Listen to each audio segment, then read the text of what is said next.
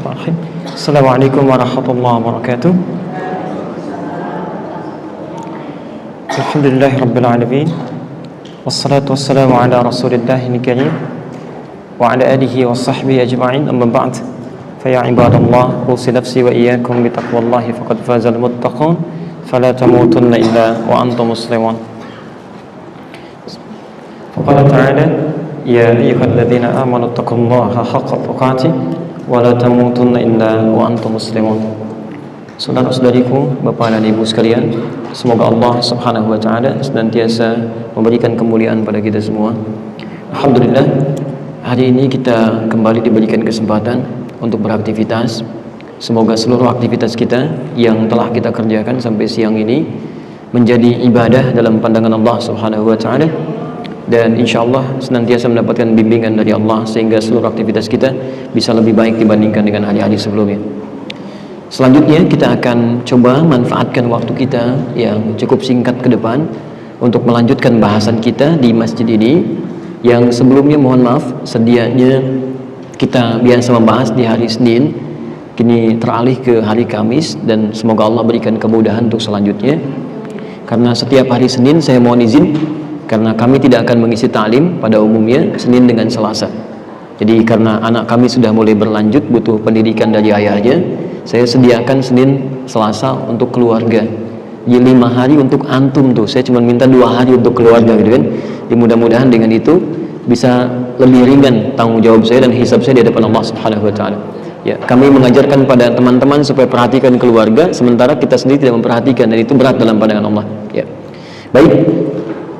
Di awal pertemuan ini, di tahun ini, kita akan belajar sesi bagian penting, masih dalam bab tazkiyatun nafs, tapi dengan kajian yang jarang dibahas gitu ya. Dan ini menjadi sebab kedua terpenting dalam pembahasan kajian kita. Bismillah. Bapak dan Ibu sekalian, sebelum kita lanjutkan bahasan materi kajiannya, saya ingin berikan gambaran peta pembahasan dulu, supaya dengan peta bahasan ini kita lebih paham maksud dari pelajaran kita, manfaatnya apa, dan apa yang bisa kita amalkan dari pelajaran kita sehingga menghadirkan sisi manfaat yang penting dalam hidup. Ya, saya tidak menginginkan setiap pelajaran tidak ada hasilnya gitu kan. Seperti saya sampaikan, saya tidak menginginkan orang banyak menghafal tapi tidak paham apa yang dipelajari. Untuk itu, nanti insya Allah di bulan selanjutnya saya akan coba buatkan silabus dengan referensi kitabnya. Nanti setiap kita belajar, insya Allah nanti ada silabus setahun ke depan yang Bapak Ibu bisa lihat. Nanti setiap itu insya Allah ada resumnya, termasuk juga dengan referensinya, supaya jelas nanti dan argumentasi apa yang bisa diambil saat itu dipersoalkan. Ya, jelas sampai sini insya Allah. Baik, saya berikan peta sebentar ya. Bismillah. Kajian tazkiyatun nafs. Tazkiyatun nafs, esensinya atau manfaatnya, pelan-pelan. Tujuan utama dari pembelajaran ini pada hakikatnya disyaratkan oleh Al-Quran dan Hadis adalah pertama, menjadikan keadaan hati kita atau jiwa kita menjadi bersih dari segala sifat dan keadaan yang buruk, bersih dari kotoran, yang dengan keadaan hati yang bersih ini diharapkan diri kita seutuhnya secara fisikal dari ujung kepala sampai ujung kaki itu bisa memiliki dampak-dampak kebaikan dari kondisi hati yang bersih ini. Singkatnya, dari keadaan hati yang bersih ini bisa berdampak pada pribadi yang baik atau perilaku yang baik dalam kehidupan. Jadi kalau pelajaran kita sampai hari ini misalnya belum bisa berdampak pada kebaikan pribadi kita dari ujung kepala sampai ujung kaki, berarti saya salah dalam mengajarkan, dan saya bisa mengundurkan diri dan ustadz lain lebih bisa menyampaikan dengan baik, kan? Ini goalnya. Nanti lihat, semakin kita belajar harus ada perubahan-perubahan dalam keadaan diri kita. Jelas sampai sini? Nah, pelan-pelan ya. Sekarang perhatikan pelan-pelan. Jadi kalau orang sudah belajar materi ini, dan ini tugas Nabi. Ya, tugas Nabi untuk menyampaikan, para ulama yang meneruskan. Dalil tentang ini ada di Quran, surah kedua Al-Baqarah ayat 129, posisi paling kiri sebelah atas. Kemudian Nabi mulai mengajarkan mempraktikkan di Quran surah kedua ayat 151. Ini dalilnya. Jadi kalau ada orang bertanya, dari mana tahunya ini? Ini jawabannya bisa kita temukan dalam Al-Quran seperti ini. Jelas ya? Baik, pelan-pelan. Yang ini doa Nabi Ibrahim, Rabbana wab'ath fihim, kan rasulan minhum yatlu alaihim ayatika wa yu'allimuhumul kitaba wal hikmata wa yuzakkihim. Ya Allah, mohon utus nanti seorang rasul dari kalangan umat yang lahir di sekitaran Ka'bah, yang tugasnya menyampaikan risalah, wahyu, ayat, mengajarkan tuntunan ayat itu, hadis, mengajarkan isinya, hikmahnya, lalu membimbing umatnya untuk bisa memperbaiki keadaan hatinya, membersihkan jiwanya, wa yuzakkihim. Dari sini ilmunya dikenal dengan tazkiyatun nafs. Nah, ini doa Nabi Ibrahim jauh sebelum kelahiran Nabi Muhammad, sekitar 30 generasi sebelum Nabi dilahirkan. Jadi jarak ke Nabi Muhammad SAW sampai ke Nabi Ibrahim itu ada kisaran 30 generasi. Setiap generasi bisa ribuan tahun. Kalau Anda mau urutkan lebih dalam, misal ya, Muhammad bin Abdullah bin Abdul Muttalib bin Hashim bin Abdul Manaf bin Qusay bin Murrah bin Kilab bin Ka'ab bin Ghalib bin Fihr bin Nalik bin Nadar bin Kinana bin Khuzaimah bin Mudrikah bin Ilyas alaihissalam bin Nizam bin Mudar bin Ma'ad bin Addan bin Addi bin Adri bin Muqawwam bin Nahur bin Tarikh bin Ya'rub bin Yasjub bin Nabit bin Ismail alaihissalam bin Ibrahim alaihissalam. Di 30 generasi. Ini masanya Nabi Ibrahim. Kemudian dijawab di masa Nabi Muhammad SAW dengan turun ayat ini. Ya, ini jawabannya. Posisi di sebelah kanan paling bawah di Al-Baqarah. Kama arsalna fiikum rasulan minkum yatlu 'alaikum ayatina wa yuzakkikum. Ini. Jelas ya? Nanti kalau ada yang bertanya, kenapa Anda belajar tazkiyatun nafs? Mana dalilnya? Ini dalilnya, ini goalnya, ini hasilnya. Nah, jadi kalau kita nanti belajar kajian ini belum berdampak pada baiknya pribadi kita, berarti ada yang keliru. Nanti pelan-pelan kita akan pelajari. Jadi begitu nanti sudah belajar dari ujung kepala itu bisa dilihat mata mesti baik. Karena setelah belajar kajian ini, ayat Qurannya akan berbeda. Quran surah 24, kan? Ayat 30 untuk laki-laki, 31 untuk perempuan. Itu mata orang sudah belajar ini. Ada tentang telinga, ada tentang mulut sampai ke ujung kaki. Itu akan lain. Ya, jelas di sini. Nah, sekarang kalau sudah paham ini, pembelajaran tentang ini, bagaimana cara menjadikan hati itu bersih? Ya, pelan-pelan. Berarti kan kalau sesuatu yang bersih, apa harus dibersihkan? Ada apa di dalamnya? Ada kotoran kan? Sesuatu yang kotor baru dibersihkan kan? Kalau dia tidak kotor, ngapain kemudian dibersihkan? Nah, pertanyaannya sekarang, apakah setiap orang yang terlahir itu sudah kotor hatinya? Lantas harus dibersihkan? Atau jangan-jangan misalnya lahirnya memang bersih, tapi kemudian jadi kotor. Jelas ya? Baik, nah sekarang untuk menjawab iya, betul, dan benar, kan tinjauannya harus pakai dalil. Tidak bisa kemudian kita mengatakan, oh ini lahirnya sudah bersih, oh ini lahirnya kotor. Untuk menjawab nanti ada orang berkata misalnya, ini memang terlahir dari rahim seorang yang beda agama, ini fitrahnya non-muslim. Jangan-jangan dia salah, fitrahnya mungkin Islam, cuman lingkungannya membuat dia keluar dari Islam. Jelas sampai sini? Nah, maka dari itu kita turunkan dulu dalilnya sampai nanti ketemu kenapa kita mesti belajar ini dengan peta yang sudah disampaikan. Yuk kita turunkan dulu Quran surah ke-7 ayat 172, Quran surah ke-51 ayat ke-56. Turunan hadisnya bisa ditemukan di ini redaksi yang sama, Al-Muwatta. Ini agak baru saya sampaikan. Fokus, Al-Muwatta ini kitab hadis pertama kali yang disusun, bukan Sahih Al-Bukhari. Sahih Al-Bukhari belakangan. Kitab hadis pertama kali yang disusun oleh ulama, ya kalangan salaf, itu kitab Al-Muwatta. Yang menyusun namanya Imam Malik bin Anas, karya Imam Malik bin Anas. Di kitab Al-Muwatta nomor hadis 507, redaksi yang sama ditemukan di Al-Bukhari, di Sahih Al-Bukhari. Nomor hadis 1358. Redaksi yang sama bisa ditemukan di Musnad Imam Ahmad, bukan Sunan ya, tapi Musnad Ahmad. Al-Hadis 8379. Ini 3 hadis ini substansinya semua sama, kalimatnya sama, ya, bersumber dari sahabat Abu Hurairah radhiyallahu taala anhu. Nama aslinya Abdurrahman bin Sakhr, mendengar langsung dari Rasulullah sallallahu alaihi wasallam.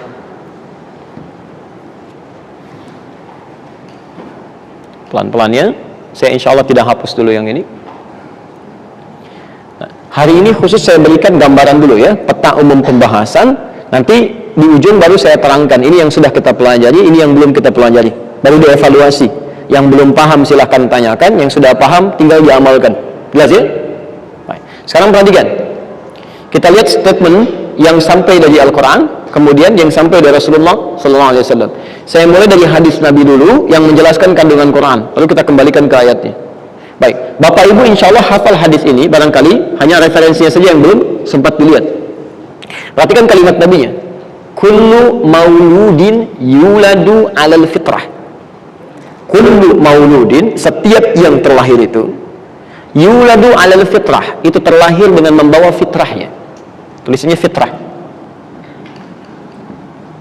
Fitrah. Pelan-pelan. Jadi setiap bayi yang lahir dari rahim perempuan manapun itu sudah terlahir membawa fitrah.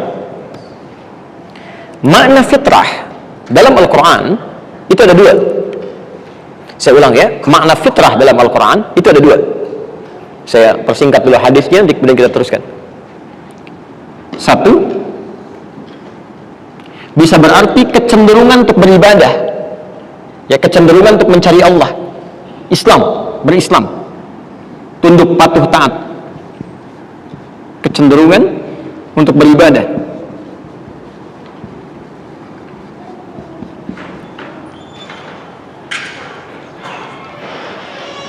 Keterangan ini bisa ditemukan di Quran surah ke-30 ayat 30, surah Ar-Rum ayat 30. Perhatikan kalimatnya, fa'aqim wajhaka lid-dini hanifa, maka hadapkan dirimu sepenuhnya untuk mengikuti ketentuan ad-din yang lurus itu. Ad-din, makna ad-din dalam Al-Quran apa artinya din? Agama. Baik, yang dimaksud agama di sini apa? Islam. Baik, tahu dari mana Islam? Quran surah ketiga ayat 19, posisi paling kiri sebelah atas. Inna dina 'indallahil Islam. Oke. Jadi di sini diartikan, ya, Allah menyampaikan, lihat kalimatnya, fa'aqim wajhaka lid-dini hanifa, maka hadapkan dirimu sepenuhnya untuk tunduk pada aturan agama yang dimaksud Islam. Nah, yang menarik kalimatnya belum selesai. Fitratallahi allati fataran nasa 'alaiha. Ketentuan untuk tunduk pada ketentuan agama ini untuk beribadah itu fitrah yang melekat pada setiap manusia. Jadi sebetulnya ketika lahir setiap manusia itu punya kecenderungan untuk mencari agama. Jadi mohon maaf ya, yang menyembah salah pun sekarang, misal yang non muslim ada yang nyembah binatang, ada yang nyembah patung, nyembah macam-macam. Maaf, pada hakikatnya mereka ingin ibadah, cuman caranya salah.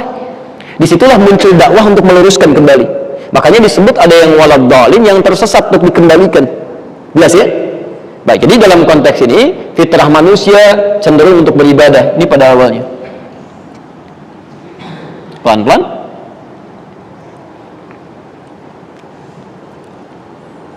Yang kedua, kata fitrah ini juga menunjuk pada sesuatu yang baik, yang suci, yang bersih, lembut, baik, suci, lembut, ramah. Kalau kita selesai menunaikan puasa Ramadan, kemudian masuk ke bulan Syawal, hari pertama di bulan Syawal disebut apa? Idul Fitri. Ya, Idul Fitri. Fitri itu seakar dengan kata fitrah. Ya, bisa berarti futur, makanan yang pertama kali dimakan, bisa berarti fitrah dalam kaidah akhlak, sesuatu yang suci, bersih. Karena saat Ramadan kita membersihkan diri dari dosa. Banyak istighfar, banyak beramal, sehingga yang kotor-kotor bersih. Makanya ada yang mengatakan kembali pada keadaan suci, maksudnya mengoreksi diri sampai Allah kemudian memberikan keadaan diri kita bebas dari dosa. Kalau sudah bebas dari dosa kan bersih ya, suci ya. Nah, itu diantara kata fitrah itu bisa berarti lembut, baik, suci. Jelas di sini? Nah, sekarang perhatikan Karena itulah bahkan sebelum manusia dilahirkan dari perut ibundanya sendiri sudah disebut oleh Allah fitrah Islamnya sudah ada. Begitu dilahirkan pun fitrah baiknya sudah ada. Yang terkait dengan fitrah Islam ada di Quran surah ke-7 ayat 172. Ini agak fokus sedikit ya, karena kalau lepas sedikit dari dalilnya maka kaitannya jadi sedikit terputus di sini. Ya. Maaf, saya mau pastikan nyambung sampai sini. Masih nyambung? Jelas insya Allah? Nah, sekarang perhatikan, fitrah yang Islam yang ini sejak dalam kandungan sudah ditegaskan oleh Allah, setiap bayi yang akan terlahir itu sudah mendapatkan fitrah dulu dalam kandungannya. Wa idh akhadha rabbuka min bani adama min dhuhurihim dzurriyyatahum wa ashhadahum ala anfusihim alastu bi rabbikum qalu bala syahidna. Dan ingatlah, pelajarilah ketika kami mengambil perjanjian dengan setiap anak Adam, semua keturunan Adam, ya sebelum terlahir, ditetapkan oleh Allah, alastu bi rabbikum, apakah engkau mengakui saya sebagai Rabbmu yang siap memberikan perhatian, yang akan menyayangi, mengampuni dalam dosa, memaafkan kalau salah, memberikan semua kebutuhan. Maka orang ini berkata, bala syahidna, siap ya Allah, syahidna, kami bersyahadat.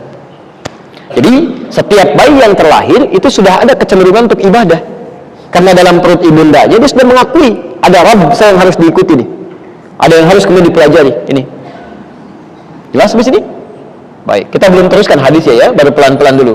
Nanti apa yang merubah kemudian seseorang bisa lupa dengan itu, bisa jauh dari Allah? Maaf, bukan fitrah hidupnya, bukan, tapi nanti perjalanan kehidupannya. Fa'abawahu yuhawwidanihi aw yunassiranihi aw yumajjisanihi, kembali ke hadis.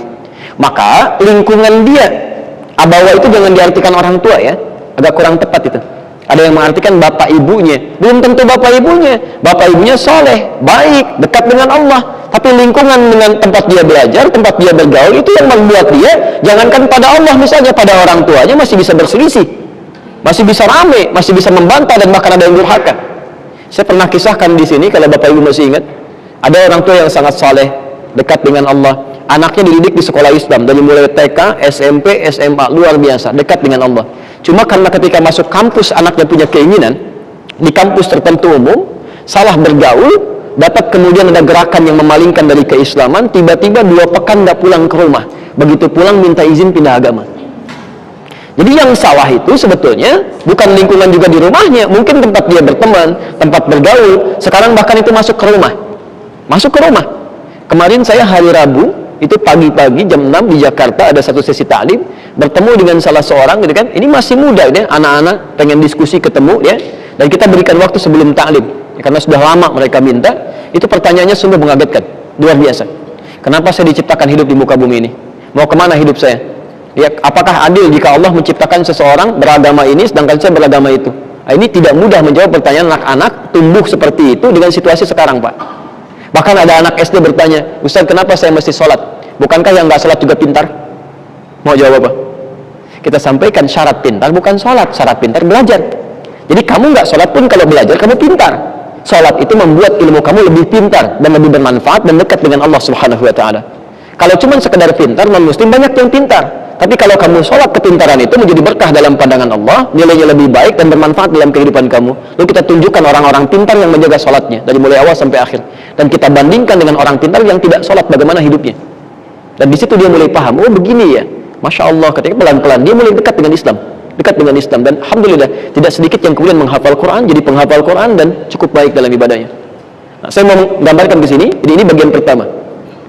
Jadi kalau orang kemudian menjadi yuhawwidanihi, berperilaku seperti Yahudi, yunassiranihi, pindah ke Kristen misalnya, au yumajjisanihi, pindah bahkan ke animisme, ada yang ateis dan sebagainya, itu bukan fitrahnya.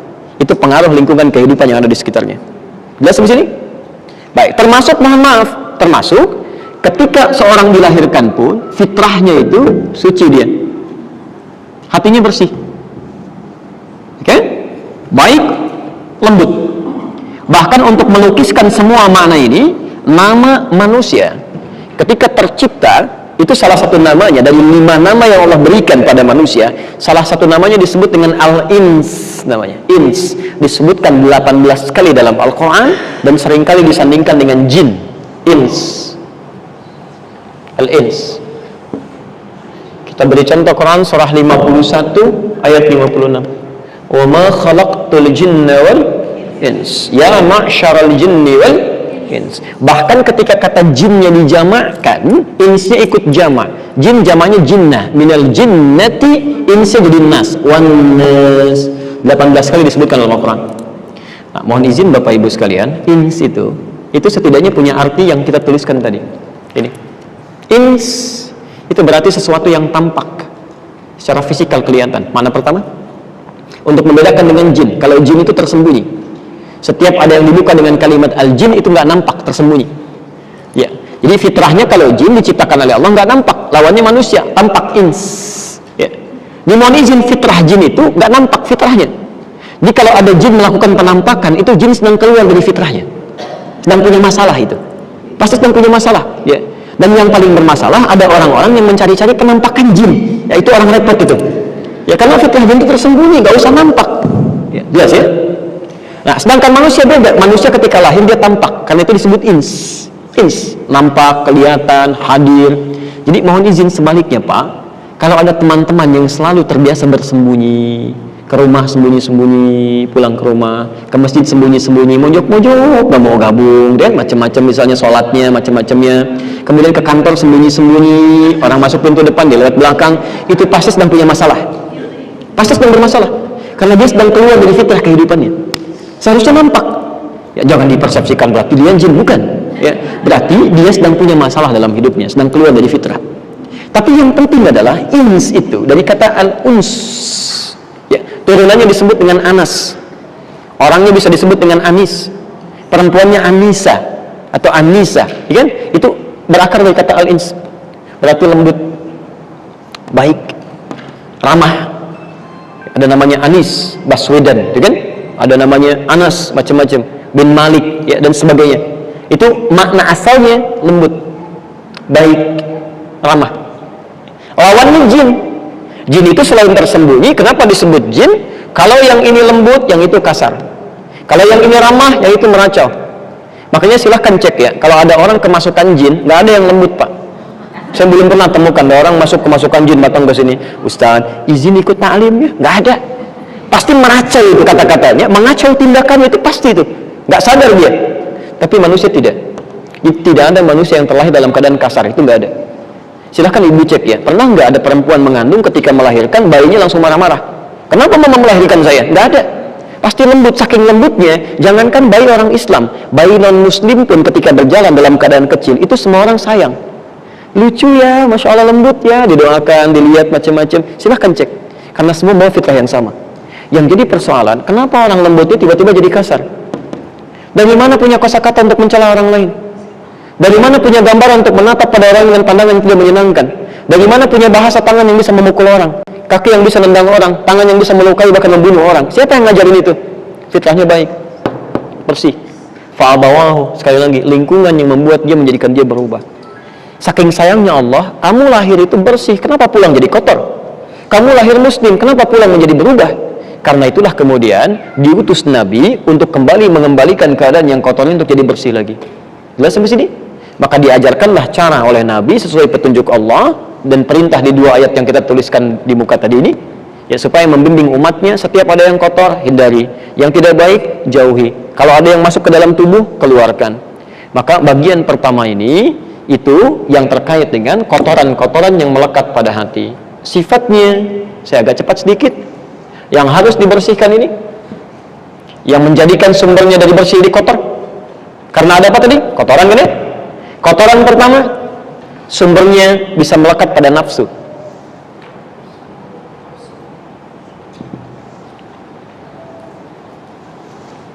Quran surah ke-12 ayat 53. Posisi paling kiri sebelah atas. Wa ma ubarri'u nafsi. Dan saya nggak bisa menganggap diri saya suci. Jadi semua manusia itu nggak ada yang suci karena punya potensi salah. Ada nafsunya. Ya.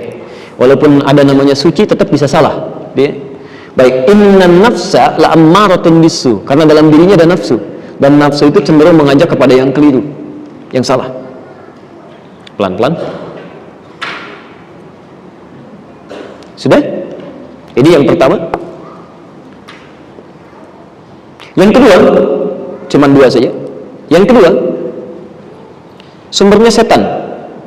Sumbernya setan. Yang kedua, sumbernya setan.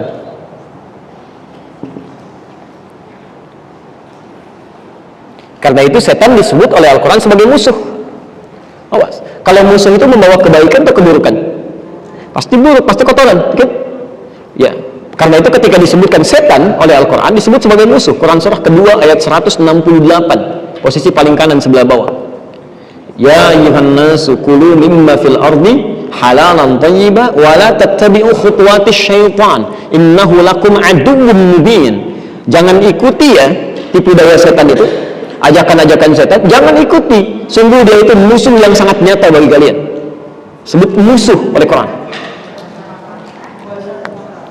Quran surah kedua ayat 168 sampai 169, posisi paling kanan sebelah bawah, Bu. Sudah? Baik. Jadi kalau bukan karena pengaruh nafsunya, pasti pengaruh setan. Pengaruh setan. Nah, dari sinilah kemudian Nabi mengajarkan pada para sahabat bagaimana seseorang mengenal nafsunya dan harus kenal dengan setan. Karena kalau tidak kenal dengan keadaan nafsunya, bagaimana dia bisa mengendalikan nafsunya? Ya, banyak orang keliru ya. Nafsu itu sebetulnya diciptakan oleh Allah, bukan ingin menjadikan orang salah. Mudah bagi Allah untuk menghilangkan nafsu. Orang mungkin bertanya, ya Allah, kenapa nggak dihilangkan sekalian nafsunya? Bukan? Baik, tapi ternyata Allah menciptakan nafsu itu bukan menjadikan orang untuk salah. Karena nafsu itu asalnya itu katalis untuk meningkatkan sifat takwa. Ya, dorongan supaya yang takwa itu muncul. Karena kalau nggak diciptakan sifat di nafsu, yang baik nggak akan muncul. Coba cek, lawan dari nafsu itu takwa di Quran. Lawan dari nafsu itu takwa. Quran surah ke-91 ayat 7 sampai 10. Quran surah 91 Asy-Syams ayat 7 sampai 10. Wa nafsi wa ma sawwaha fa'alhamaha fujuraha wa taqwaha. Perhatikan, ada nafsu, ada takwa. Bapak Ibu perhatikan sebentar, fokus, lihat sini. Lihat sini. Ada nafsu, ada takwa. Tadi kita sepakat di Quran surah 12 ayat 53, kalau nafsu itu cenderung mengajak kepada yang apa? Yang tidak baik, kan? Nah, lawannya itu takwa. Ya, bisikan-bisikan pada kebaikan, hal yang mengajak pada yang baik. Ini disebutkan 115 kali dalam Al-Quran. Takwa disebutkan 115 kali dalam Al-Quran. Isyaratnya sama. Jadi setiap ada sifat-sifat baik, ada lawannya yang tidak baik. Nah, Allah menciptakan lawan yang tidak baik, nafsu ini, bukan ingin menjadikan sifat kita tidak baik, tapi supaya melatih yang baik supaya muncul. Sebab kalau nggak diciptakan yang tidak baik tidak akan terasa untuk hadir. Silahkan cek ya. Misal, setiap ada sifat jujur, ada lawannya bohong. Setiap ada sifat rendah hati, ada lawannya sombong. Setiap ada sifat sabar, ada lawannya marah. Ya, marah diciptakan bukan ingin menjadikan orang pemarah, tapi supaya sabarnya terlatih. Sebab kalau tidak ada amarah, tidak ada marah, bagaimana sabar bisa kelihatan? Kalau tidak ada sombong, bagaimana ketahuan rendah hati? Kalau tidak ada yang bohong, maksudnya bukan yang bohong, kalau tidak ada sifat bohong, bagaimana bisa menguji kejujuran? Karena itu semua yang tidak baik ini diciptakan untuk memancing supaya yang baik-baik itu muncul. Makanya di Quran disebutkan caranya adalah begitu mendapatkan situasi yang tidak baik di nafsu ini, cara cepatnya adalah cepat cari lawannya yang terbaik. Cari lawan yang baik. Jadi setiap Bapak menemukan yang tidak baik sifat, itu pertanda dari Allah supaya kita belajar cepat memunculkan yang baik. Ada yang ingin dilatih dalam diri kita. Ibu misalnya mendapati suami pulang dari kantor, tiba-tiba karena masalah tertentu marah misalnya. Nah, marah ini dititipkan pada suami bukan ingin menjadikan suami pemarah, tapi ingin melatih kesabaran pada diri ibu. Sebab kalau tidak dititipkan marah pada suami, kesabaran pada ibu nggak akan nampak. Karena di depan ada ujian yang lebih besar, harus menghadirkan kesabaran lebih tinggi. Jelas sampai sini? Ini berbahagialah kalau Bapak sedang marah. Itu artinya kesabaran ibu sedang diuji. Cepat cari lawannya. Ya sama. Ya, kalau seperti itu enak gitu. Enak hidup itu. Cemberut apa lawannya, Pak? Senyum. Bapak pulang menemukan ibu sedang cemberut. Selesai. Apa lawan cemberut? Senyum. Begitu Anda dapat istri sedang cemberut, Anda senyum. Assalamualaikum. Selesai. Ya kan? Kenapa? Ya, pulang bawa sesuatu, bawa es krim, bawa bunga, macam-macam, kan selesai masalah. Kadang-kadang ada banyak persoalan sebetulnya sumbernya nafsu yang selesai dengan takwa, tuntas gitu. Ya. Ini ada istri cemberut, dilawan dengan pernyataan yang kasar, balikin akan selesai. Kamu kenapa? Emang kenapa? Nggak akan beres itu. Ya, jadi satu dengan lain nggak akan ketemu. Maaf ya, cuman teorinya tidak semudah pada prakteknya. Betul, Ustadz pun sama begitu. Ya makanya jarang ada Ustadz ceramah bawa istrinya itu. Jarang ya. Walaupun dilihat juga tayangannya. Baik, saya kembalikan ya. Nah, maksudnya tidak mudah mengambil teori itu diterapkan dalam kehidupan, harus dipelajari. Makanya nanti ada ilmu untuk mengolah nafsu itu supaya bisa dikendalikan, memunculkan kebaikan-kebaikan. Ilmu bagian pertama ini, tazkiyah. Bagaimana mengolah yang kotor tadi untuk jadi baik yang dihadirkan pada nafsu. Ya, maka turun ayat di sini, qad aflaha man zakkaha. Orang yang bisa mengolah nafsunya untuk membangkitkan sifat baiknya, maka hidupnya akan falah, cenderung bahagia. Nggak percaya silahkan Pak Ibu ya. Ibu dan Bapak, rumus paling gampang begini, tingkatkan takwa, nafsu bisa ditekan. Kalau Anda bisa meningkatkan takwa, nafsu otomatis ditekan oleh Allah. Dan kalimat takwa terulang 115 kali di Quran. Anda keluarkanlah di Quran itu 115 kali. Satu-satu. Apa aja wujud takwa itu? Semakin Anda berlatih untuk meningkatkan itu, nafsu semakin ditekan. Ada bentuknya sholat, ada baca Al-Quran, ada puasa. Puasa itu menekan nafsu. Menekan nafsu salah satu. Ya. Ada misalnya senang bersedekah supaya menekan nafsu, loba terhadap harta benda. Ada misalnya sikap kasih sayang terhadap makhluk yang lain, menekan nafsu terhadap kedudukan dan sebagainya. Ada semua. Jadi kalau Anda tingkatkan takwanya, ini selesai. Nah, bagian pertama itu sudah banyak kita bahas dalam setahun kemarin. Ya, kita sudah belajar tentang sifat ria, kita sudah belajar tentang sifat sombong, bagaimana mengatasi itu sebagai contoh dalam persoalan mengatasi kondisi nafsu. Yang belum kita pelajari, setan. Itu masalahnya. Saya beri gambaran gini ya, untuk mengantarkan. Harus kenal Bu, kalau ibu nggak kenal setan dan tidak tahu bagaimana cara menghindarinya, sulit bagi kita waspada dari setan. Sekarang perhatikan ya, tidak banyak orang tahu tentang ini. Tadi lawan dari takwa apa? Nafsu. Disebutkan berapa kali di Quran? 119 kali.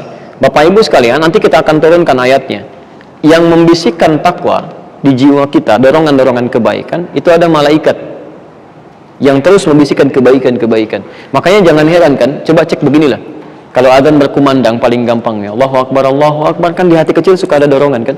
Cepat sudah adzan, siap-siap. Taklim mau dimulai, Anda sudah ada getaran, hanya ada taklim nih, siap-siap. Itu malaikat di hati kecil kita. Disebutkan 88 kali dalam Al-Quran.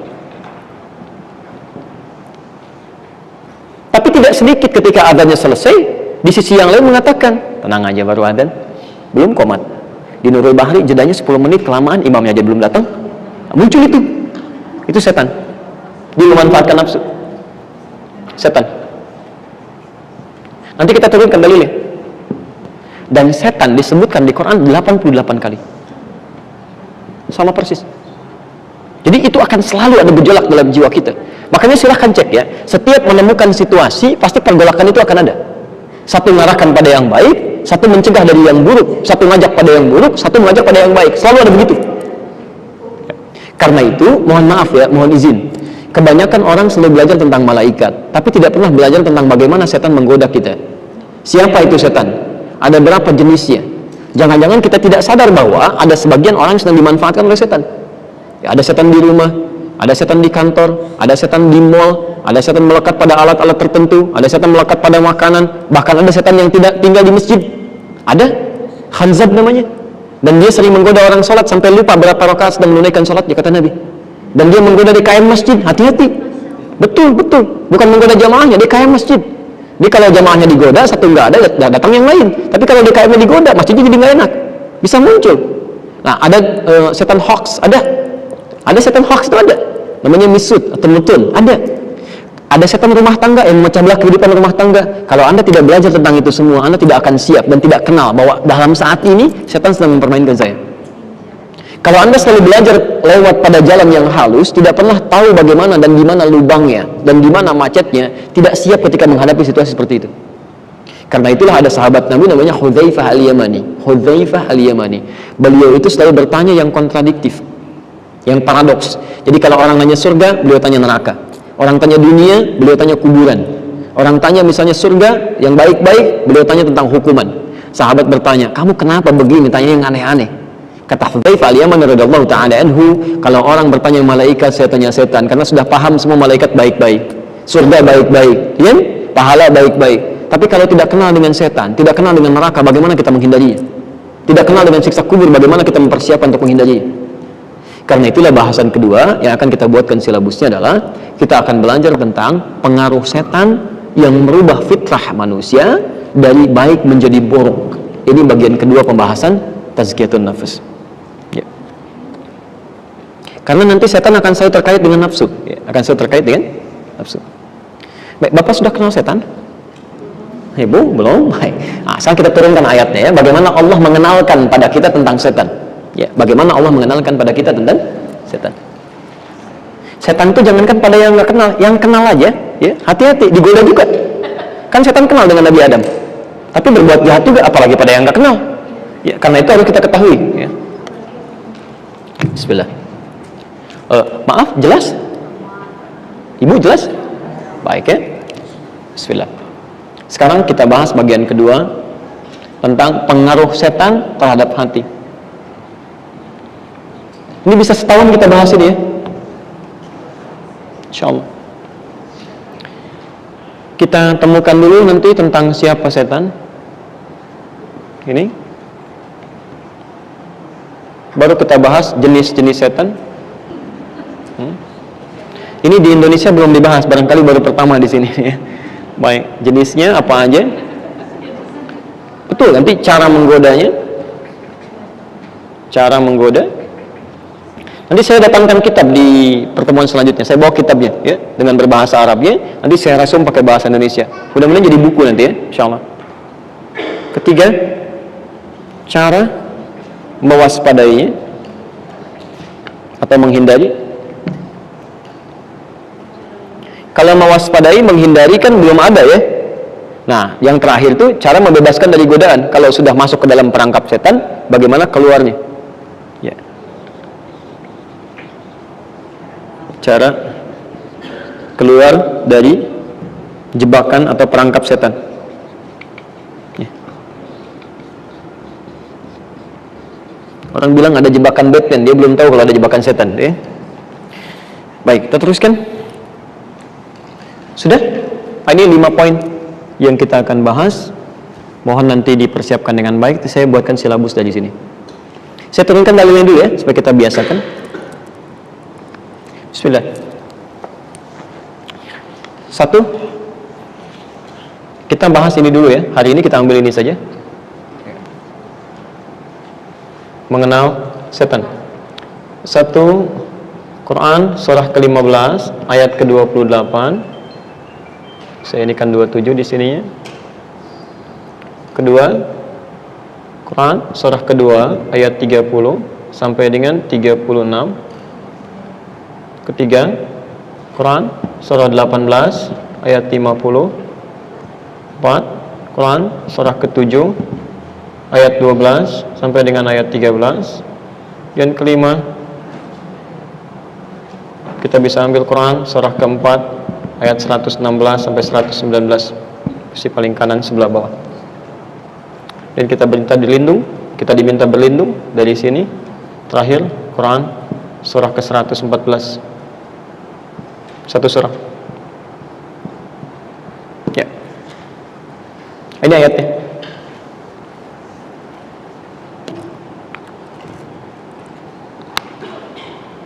Kita pelan-pelan ya.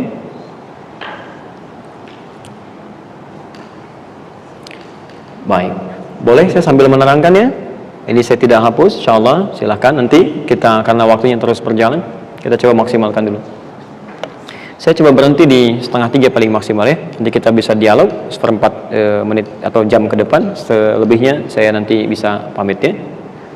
Baik, bismillah. Perhatikan Quran surah 15 ayat 28. Kalau bisa dibuka dari ayat 27-nya lebih baik. Baik, saya berkisah sebentar ya. Bapak dan Ibu sekalian, dalam satu kesempatan Allah Subhanahu wa taala menyampaikan pada kalangan malaikat dan jin. Di malaikat dan jin sudah ada tercipta duluan. Ya, dari mana taunya? Di ayat ke-27-nya. Wal janna khalaqnahu min qablu min nari samum. Ya, jin sudah kami ciptakan sebelumnya, sebelum manusia, ya sebelum Adam, dari api yang sangat bergejolak. Tapi satu kali Allah sampaikan pada kalangan malaikat, ibu fokus ya, bapak fokus. Jadi makhluk pertama ada itu malaikat, ya. Kemudian ada jin, ya, dua-duanya sudah ada. Nah kemudian Allah ciptakan makhluk ketiga, menyampaikan pada mereka, wa idh qala rabbuka lil malaikah, ketika Allah Rabbu Muhammad, ingatlah, pelajari ketika menyampaikan pada kalangan malaikat dan jin. Ini ayat ini menggunakan pola sinekdok pas prototo, ya? Atau menggunakan dalam bahasa balaghah zikrul ba'dhi yuradu bihil kullu, disebutkan sebagian dimaksudkan ke semuanya. Ya. Misal kalau saya sebutkan begini, ini kan yang hadir bapak dan ibu, saya sampaikan begini, ibu sekalian, kita mesti menunaikan sholat ya tepat waktu. Apakah kalimat saya ditujukan pada ibu saja atau bapak pun ikut dalam hukum itu? Bapak juga ikut semuanya kan? Cuman dalam konteks ini saya ambil sebagian untuk mengikutkan keseluruhan. Di sini sudah ada malaikat dan jin, disebutkan malaikatnya karena lebih dominan pada saat itu. Karena malaikat lebih unggul dibandingkan dengan jin, ya pada tingkat penciptaannya. Maka ketika Allah berfirman wa idh qala rabbuka lil malaikah, ketika Rabb berfirman pada malaikat, maksudnya pun kepada jin juga. Ya, dari mana taunya? Di ayat ke-27-nya jin dilibatkan di situ. Baik. Inni khaliqun basyara. Saya akan menciptakan makhluk baru, basyar. Basyar disebutkan 35 kali dalam Al-Qur'an. Basyar, basyar itu manusia, makhluk baru yang bukan jin, yang bukan malaikat. Kenapa disebut basyar? Dalam bahasa Arab, basyar itu adalah makhluk yang tercampur antara sifat baik yang sifat potensi kurang baiknya, takwa dengan nafsu. Di manusia disebut basyar karena pada dirinya itu berkumpul nafsu dengan takwa sekaligus. Ya. Jadi ada makhluk yang diciptakan dengan sifat takwa saja, ini malaikat. Ada makhluk yang diciptakan dengan nafsu saja, ya, itu binatang, hewan. Nafsu, itu hewan. Nanti kita lihat, kita belum bicara setan ya, nanti kita lihat turunannya. Jadi kalau ibu misalnya bapak melihat malaikat, maka malaikat wajar kalau baik terus, karena sifat dirinya itu takwa, nggak pernah salah. Bahkan Allah memberikan statement di Quran surah ke-66 ayat yang ke-6. La ya'sunallaha ma amarahum wa yaf'aluna ma yu'marun. Malaikat itu mustahil berbuat salah dan akan mengerjakan sesuai dengan tugasnya. Jadi kalau ada malaikat maut, Quran surah 32 ayat ke-11, tugasnya mencabut nyawa, itu sampai kiamat nyabutin nyawa aja. Nggak pernah gantian. Jibril, ini orang bosen nih, ngeyelin banget nih, kita gantian aja deh. Kamu yang cabut nyawa dia, saya yang nurunin wahyu misalnya. Nggak bisa. Jadi malaikat maut cabut wahyu. Jibril, cabut nyawa. Jibril turunkan wahyu, gitu kan? Kemudian Mikail turunkan rezeki dengan izin Allah. Ya terus begitu aja sampai selesai, nggak pernah maksiat. Jadi kalau ada malaikat hebat jangan dipuji, terlalu berlebihan memuji malaikat. Memang bawaan penciptaannya sudah baik. Sebaliknya hewan itu diciptakan dengan nafsu saja, tidak punya potensi untuk taat, takwa. Dalam hal ini konteksnya kebaikan-kebaikan. Artinya kalau ada hewan melakukan kesalahan jangan dicela.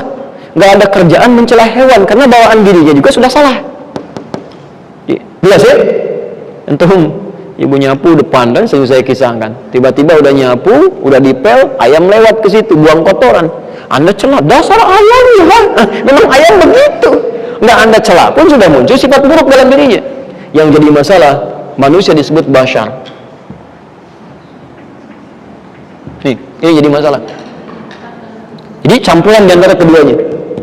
Di dalam diri manusia punya potensi baik, yang kalau ditingkatkan bisa lebih taat dibandingkan dengan malaikat, lebih bagus. Kalau malaikat baik, wajar, nggak punya nafsu. Tapi kalau manusia ingin baik, dia harus melawan nafsunya dulu. Ibu bapak pengen sholat, bukankah melawan nafsu dulu kan? Nafsu lawan, nafsu lawan. Kalau malaikat berbuat baik, gak ada nafsunya, wajar. Jadi kalau manusia berbuat baik, lantas malaikat diminta hormat, itu wajar. Karena manusia berjuang melawan nafsunya dulu. Jelas sampai sini? Tapi kalau manusia bisa berbuat jelek, itu pun dikecilkan oleh Allah. Apalagi melakukan tindakan yang lebih daripada hewan misalnya. Kalau hewan berbuat salah, wajar karena isinya cuma nafsu. Tapi kalau manusia berbuat salah dan larut dalam kesalahan, tidak pernah berbuat baik, pasti ada yang salah dalam dirinya. Bahkan yang paling dahsyat jika ada manusia mengerjakan perbuatan yang tidak pernah dilakukan oleh hewan. Saya mau tanya ya, barangkali di sini ada perubahan ini, ya barangkali. Maaf, pernah temukan kambing homo atau sapi lesbi? Pernah ada? Saya belum pernah baca artikel ilmiah atau sejenisnya mengatakan ada kambing homo misalnya, atau lesbi, sapi lesbi, itu nggak ada.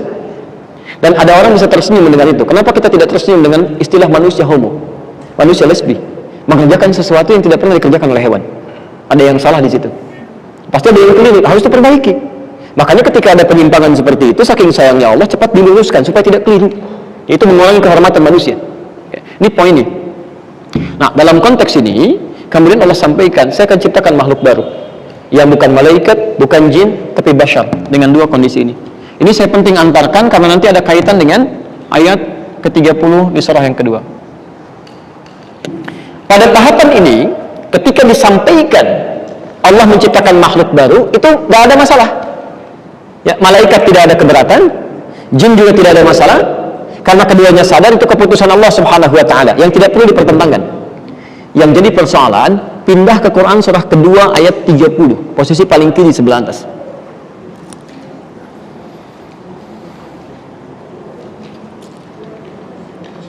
Quran surah Al-Baqarah ayat 30. Di mushaf standar paling kiri sebelah atas. Ibu bapak perhatikan ya, itu awal kalimatnya sama dengan yang di Al-Hijr ayat ke-28. Silahkan cek. Al-Hijr 28, wa idh qala rabbuka lil malaika. Al-Baqarah 30, wa idh qala rabbuka lil malaika. Ada ayatnya? Nah, sekarang perhatikan. Yang di Al-Hijr 28, wa idh qala rabbuka lil malaikati inni khaliq, saya akan mencipta. Khaliq itu artinya mencipta dari sesuatu yang nggak ada bahan, nggak ada bahannya. Jadi gitu kan? Itu bedanya dengan makhluk. Kalau makhluk semacam manusia, itu kalau membuat sesuatu pasti ada bahannya. Membuat spidol ada bahannya dulu. Nggak ada orang tiba-tiba bikin spidol langsung jadi, tidak ada. Allah tidak ada bahan langsung jadi. Tayyib, ini yang paling menarik ya. Saya teruskan dulu. Ketika Allah menciptakan bashar, tidak ada masalah. Tapi ketika persoalan mulai di sini, ingin menyampaikan apa hikmah dari penciptaan manusia ini, apa fungsi penciptaannya. Karena tidak mungkin Allah menciptakan sesuatu yang sia-sia, mesti ada tujuannya. Nah, saat menyampaikan maksud dari tujuan penciptaan ini, dirubah kalimatnya dari khaliq menjadi ja'il. Inni ja'ilun fil ardi khalifah. Ja'il. Jadi kalau sudah ja'ilun, itu bukan mencipta, tapi memberikan fungsi pada ciptaan. Fungsinya apa? Misal, ini apa? Apa fungsinya spidol? Belum tentu. Kalau saya katakan spidol ini fungsinya untuk melempar yang ngantuk, misal. Ya, inni ja'altu hadzal qalam ramjan min nu'as. Ini pakai ja'il. Ja'ala namanya. Ja'ala. Jelas ya? Baik. Ketika disampaikan saya akan jadikan khalifah di bumi. Khalifah itu bukan pengganti ya, asalnya pemakmur. Makmur, sukses, bermanfaat. Itu khalifah. Jadi ketika kita diciptakan, kemudian kita berada di bumi, tugas kita itu pertama memakmurkan kehidupan. Jadi jangan sampai ada yang hidupnya tidak makmur. Ya, tidak berhasil, harus berhasil. Ya, dalam harta harus cukup untuk kehidupan. Makanya saya sering katakan, nggak ada orang miskin, Bu, Pak, nggak ada orang miskin. Yang ada di Quran cuma dua, cukup atau kaya. Cuma dua. Buka Quran surah ke-53 ayat 48. Quran surah 53 ayat 48. Wa annahu huwa aghna wa aqna, dan dialah Allah yang menjadikan seseorang itu kaya atau cukup. Jadi nggak ada orang miskin. Yang ada cuma kaya atau cukup. Ya, jadi tidak ada manusia diciptakan oleh Allah menjadi miskin. Yang ada cuma kaya atau cukup. Yang membuat orang tidak cukup itu karena selalu merasa ingin, padahal tidak dibutuhkan. Sehingga dari situ muncul perasaan miskin dalam jiwanya. Ketika dia merasa miskin, saking tidak inginnya Allah menjadi dia miskin, diberikan pemberian supaya keluar dari kemiskinan. Pertama zakat, Quran surah 9 ayat ke-60.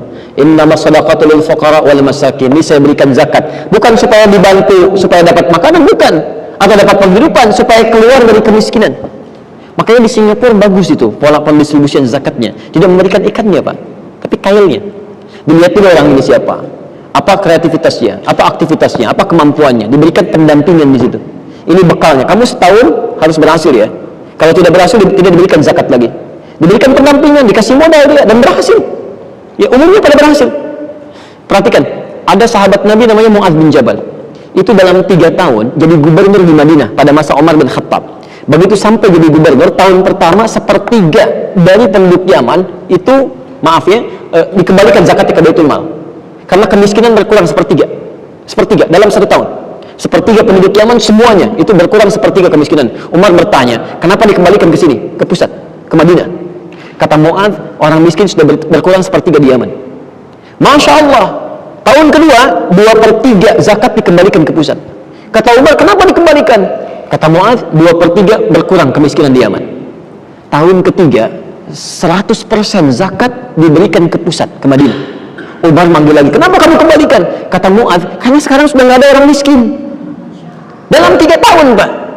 Di 3 tahun bisa mengolah tuntunan dalam Islam, menjadikan kemiskinan hilang dalam 3 tahun. Jadi kalau gubernur-gubernur kita itu hafal Quran, kan? Hafal hadis, petunjuk Nabi dijelaskan, dipraktekkan dalam kehidupan, demi Allah barangkali 3 tahun hilang kemiskinan di Indonesia ini. Ya Masya Allah, ya bisa terjadi. Ya cabainya bisa berkurang sekarang, gitu kan? Ayamnya bisa berkurang, macam-macam hilang. Jadi kalau seseorang sudah, maaf ya, merasa miskin, zakat diberikan. Kurang zakat, infak diberikan. Infak itu kan untuk menghilangkan kemiskinan, nambah dari zakat. Ya Quran surah kedua ayat 215. Ya masih miskin juga, sedekah diberikan. Ini Anda dikasih zakat, dikasih infak, dikasih sedekah, masih merasa miskin juga. Anda itu dikasih apa lagi? Ini poinnya ya. Nah, jadi kalau kita kembalikan kemudian, Bapak dan Ibu sekalian, pelan-pelan. Ketika Allah mengatakan khalifah, tugas kamu ini makmur, baik, ya, lakukan kebaikan-kebaikan. Tidak harus jadi satu profesi. Allah tidak menuntut semua orang jadi ustaz atau ustazah, tidak. Silahkan ada yang pengusaha, diplomat, birokrat, pegawai, macam-macam. Allah menginginkan semuanya soleh. Jadi pedagang yang soleh, pebisnis yang soleh, pengusaha yang soleh, birokrat yang soleh, ya diplomat yang soleh, ustaz yang soleh, semuanya. Sehingga kehidupan dunia itu makmur. Yang jadi masalah, ketika misi itu, ini poinnya, ketika misi itu disampaikan oleh Allah pada malaikat dan jin, pertama malaikat yang bertanya. Ini pertanyaannya standar, ini normal. Ya. Kata malaikat, direkam di Quran, ataj'alu fiha may yufsidu fiha wa yasfikud dima wa nahnu nusabbihu bihamdika wa nuqaddisu lak. Ya, kata malaikat, ya Allah, kenapa harus menciptakan makhluk baru? Pertanyaan biasa. Makhluk baru nggak dipilih di antara kami saja. Ya, bukankah makhluk baru ini bisa berpeluang menumpahkan darah, bahkan bisa merusak? Ya, orang bertanya, dari mana malaikat tahu kalau makhluk baru ini bisa merusak, menumpahkan darah? Bukankah belum turun ke muka bumi? Nah, malaikat membaca dari nama Bashar tadi, Bashar. Karena Bashar itu punya nafsu, sedangkan nafsu punya kecenderungan majak pada yang buruk. Malaikat nggak punya nafsu. Maka bertanya kepada Allah, kenapa harus makhluk yang punya nafsu yang ditugaskan menjadi khalifah, bukan makhluk yang tidak punya nafsu seperti kami? Maka dijawab oleh Allah, qala inni a'lamu ma la ta'lamun. Saya lebih tahu hikmah penciptaan. Nanti saya tunjukkan, kata Allah, yang belum kamu ketahui. Maka Bapak Ibu sekalian, ternyata fungsi khalifah itu tidak mungkin dijalani kecuali kalau tidak berbekal dengan keadaan nafsu. Kalau nggak ada nafsu itu kan tadi saya katakan, asalnya kan keinginan-keinginan untuk merespon yang positif kan? Kalau nggak ada keinginan-keinginan itu, mohon maaf, tidak akan ada kemegahan, tidak akan ada keragaman dan keharmonisan dalam kehidupan dunia. Ya, maaf ya, malaikat kan nggak punya keinginan khusus. Coba bayangkan kalau turun ke muka bumi jadi khalifah, yang zikir-zikir aja, nggak ada bangun masjid, nggak ada bangun hotel, nggak ada bangun tempat perbelanjaan macam-macam, yang zikir-zikir, yang tahmid-tahmid. Makanya bahasa Qurannya, wa nahnu nusabbihu bihamdika wa nuqaddisu lak. Sedangkan kebiasaan kami bertasbih, bertahmid, mentakdiskan engkau. Jadi kalau misi khalifah diturunkan ke bumi, nggak akan jadi kemakmuran bumi itu. Mesti ada makhluk lain. Jelas ya? Maka dari itulah kemudian oleh Allah disampaikan ayat 31-nya, wa 'allama Adamal asma'a kullaha. Kata Allah, lihat kalimatnya, berfirman Allah, wa 'allama Adamal asma'. Kamu jangan berkhawatiran begitu dulu. Malaikat enggak berprasangka. Kamu jangan berkekhawatiran seperti itu dengan pertanyaan tadi. Saya sudah berikan ilmu kepada makhluk ini, yang dengan ilmu ini dia bisa menekan nafsunya, mengarahkan untuk menghadirkan kebaikan-kebaikan. Jelas di sini? Baik. Kemudian dibuktikan, tidak sekedar teori, dibuktikan. Maka disampaikan kemudian kepada Adam. Ya, ayat 33-nya. Diminta menyebutkan nama-nama, ya, benda-benda di sekitarannya. Masya Allah, ya. Disebutkan oleh Adam, disebutkan ini langit, ini benda ini macam-macam, ini dan sebagainya. Semua ilmu pengetahuan. Ya. Apa yang terjadi? Malaikat ketika mendapati seperti itu, ya, itu keterbatasan malaikat, termasuk jin. Tidak memiliki ilmu kekhalifahan, tidak mendapatkan bekal bagian dari itu. Maka disinilah Allah mengajarkan adab dalam kehidupan. Kalau Anda pernah merasa paham, pakar di bidang tertentu, boleh jadi ada yang lain yang lebih baik dibandingkan dengan kita. Jadi jangan pernah ketika mau memahami sesuatu bersikap sombong, angkuh, bahkan merasa hebat dibandingkan dengan yang lainnya. Itu bukan adab yang baik. Maka di situ malaikat kemudian merasa bahwa ada makhluk yang lebih baik daripada mereka. Dalam satu sisi, saat itulah Allah perintahkan untuk hormat kepada makhluk baru ini. Maka ayat 34-nya mengatakan, di sini kisahnya dimulai. Wa idh qulna lil malaikati isjudu li Adam. Dan ketika kami perintahkan kepada malaikat, masih ingat? Di situ ada malaikat saja atau ada makhluk yang lain? Setan belum ada, Bu. Ada jin. Masih ingat ya? Ada jin. Nah, ketika diperintahkan oleh Allah kepada malaikat termasuk jin, usjudu li Adam, sujud kepada Adam. Maaf ibu bapak, sujud di sini bukan sujud ibadah. Dalam bahasa Arab itu, kalau ada tanda kepatuhan, hormat kepatuhan, itu diungkapkan dengan sujud. Sujud itu tanda kepatuhan. Tanda kepatuhan. Jadi bukan untuk menyembah Adam, bukan, tapi untuk mematuhi perintah orang yang memintakan. Di tujuan Allah meminta sujud, itu Allah nggak butuh dengan sujudnya, tapi untuk menguji apakah hamba ini patuh tidak pada perintahnya. Jadi kalau ibu bapak pun kita semua semuka bumi tidak sujud salat kepada Allah, Allah nggak butuh dengan sujud kita dan tidak akan menurunkan status Allah sebagai Tuhan. Tapi kita yang butuh dengan rahmat Allah Subhanahu wa taala sebagai tanda ketaatan kita kepada Allah. Yang menarik, fasajadu, di sini kisah dimulai. Semuanya sujud, jin, kalangan malaikat semua sujud, illa kecuali satu, iblis. Kecuali iblis. Ya. Baik, jadi tadi ada malaikat, sini ada jin. Diminta hormat pada siapa? Adam. Semuanya sujud, malaikat dan jin, kecuali siapa? Iblis. Pertanyaannya, iblis ini siapa? Ini. Karena yang ada kan yang disebutkan tadi malaikat, kan? Ada jin, tiba-tiba yang disebutkan iblis yang nggak sujud. Ini makhluk siapa nih? Ya. Maka dijawablah kemudian di Quran surah 18 ayat 50. Ini urutannya. Kita pakai dalil ya, jangan ngarang. Pelajaran mengarang hanya ada dalam bahasa Indonesia. Ya. Posisi paling kanan di pertengahan. Lihat kalimat ini sama dengan Al-Baqarah 34. Anda cek Al-Baqarah 34, kalimat awalnya sama dengan Quran surah Al-Kahf ayat 50. Wa idh qulna lil malaikati isjudu li Adam fasajadu illa iblis. Sampai sini sama. Ya, cuman yang ayat 34 dikatakan aba wastakbar. Dia enggak mau sujud, dia sombong. Enggan untuk sujud, dia sombong. Ya. Siapa makhluk ini? Baik, pelan-pelan. Di Quran surah 18 ayat 50 disebutkan, kana minal jinni fa fasaqa an amri rabbi. Iblis ini asalnya dari kalangan jin, termasuk kalangan jin, bukan yang malaikat. Ya. Termasuk kalangan jin yang taat kepada Allah, tapi tiba-tiba menyimpang dia, keluar dari aturan. Jin yang menyimpang disebut iblis. Ya. Fasak itu keluar aturan. Lawan dari fasik itu taat. Jadi maaf ya, maaf, jin ini asalnya taat pada Allah. Cuman karena ada sifat dalam dirinya, istakbar, sombong tadi, ya, tiba-tiba sifat sombong ini bisa menutup kebaikan yang telah lama ditemun oleh makhluk ini. Awas, hati-hati ya, perhatikan kalimat ini, perhatikan. Iblis asalnya dari kata ba, lam, sin, balasa. Ini kedua kali saya menjelaskan ini. Fokus. Ada balasa, ada labisa. Semua hurufnya sama. Di sini ada ba, di sini ada ba. Sini ada lam, sini ada lam. Sini ada sin, sini ada sin. Sini 3 huruf, sini 3 huruf. Bisa kelihatan? Baik, sekarang perhatikan. Kalau ada sesuatu yang kotor, misal ini di tubuh kita, gitu kan, tidak mau tampak keluar, kemudian kita tutupi, ya, supaya yang tidak baik ini ditutupi, ya, itu disebut dengan labisa namanya. Labisa, lam, ba, sin, menutup sesuatu yang kotor. Tutupnya disebut dengan libas, diterjemahkan dengan pakaian. Ya, Quran surah ke-7 misalnya dari ayat 27 sampai ayat 31. Walibasut taqwa dzalika khair. Ya, pakaian disebut dengan libas. Kenapa pakaian disebut dengan libas dari kata labasa? Karena pakaian ini menutup aurat-aurat yang tidak boleh tampak keluar, yang kotor, yang tidak mau diketahui.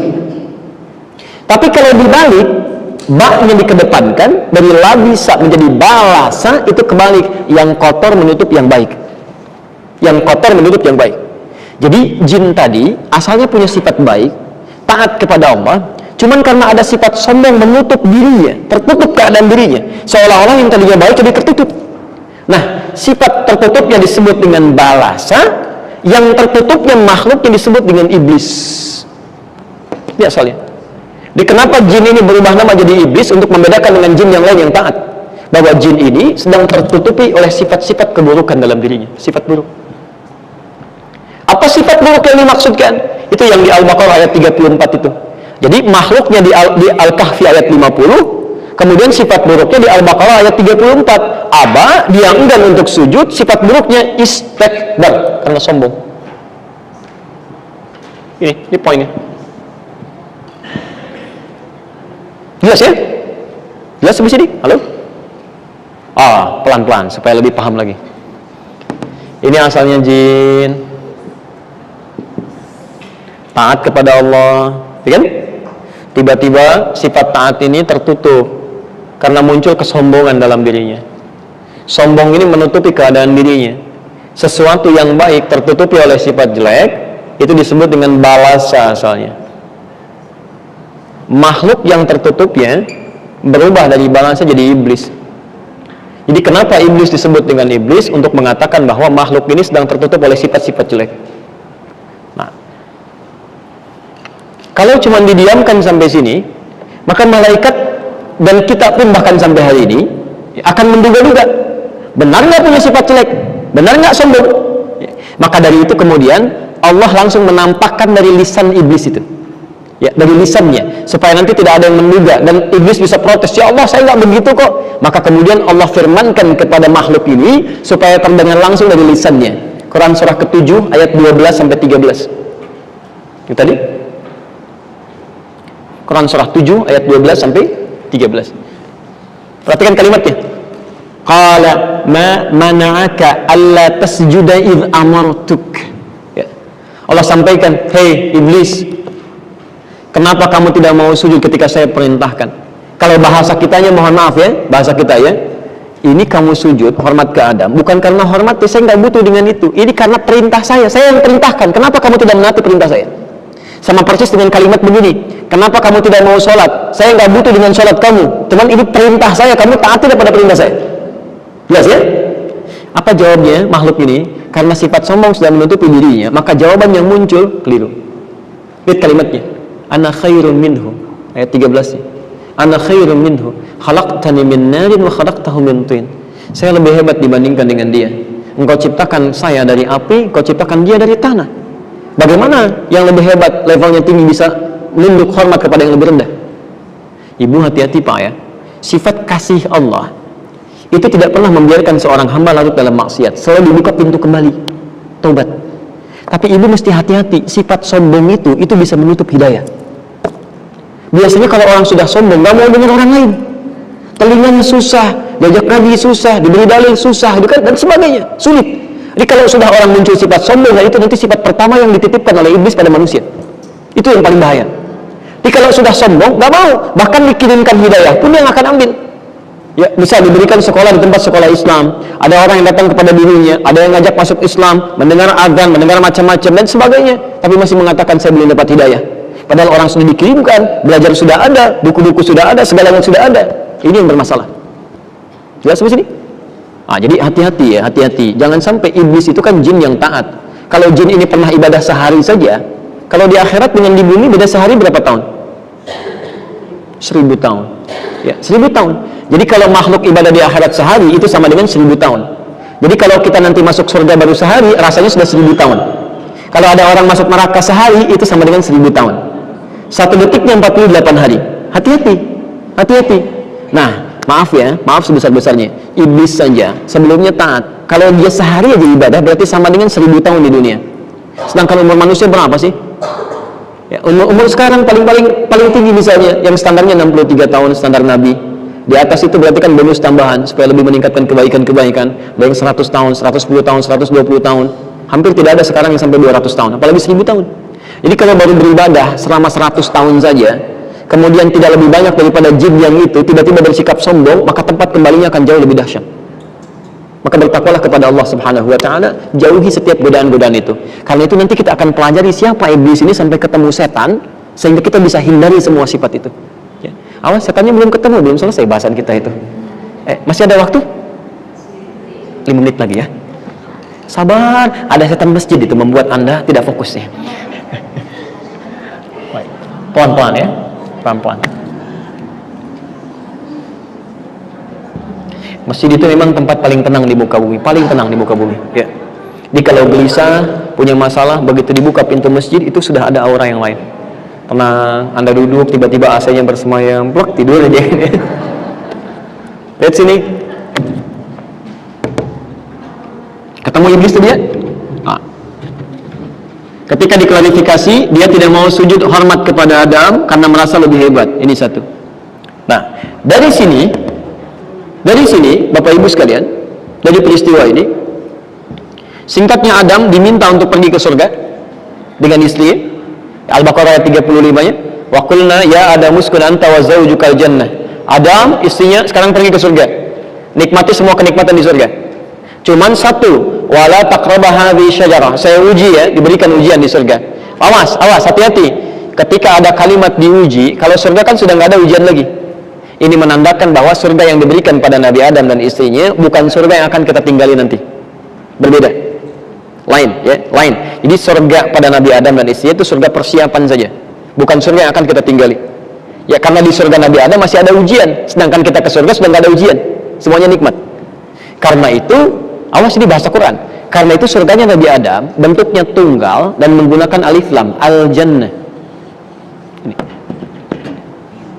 Quran surah 2 ayat 35. Al-jannah. Al menunjukkan sesuatu yang khusus.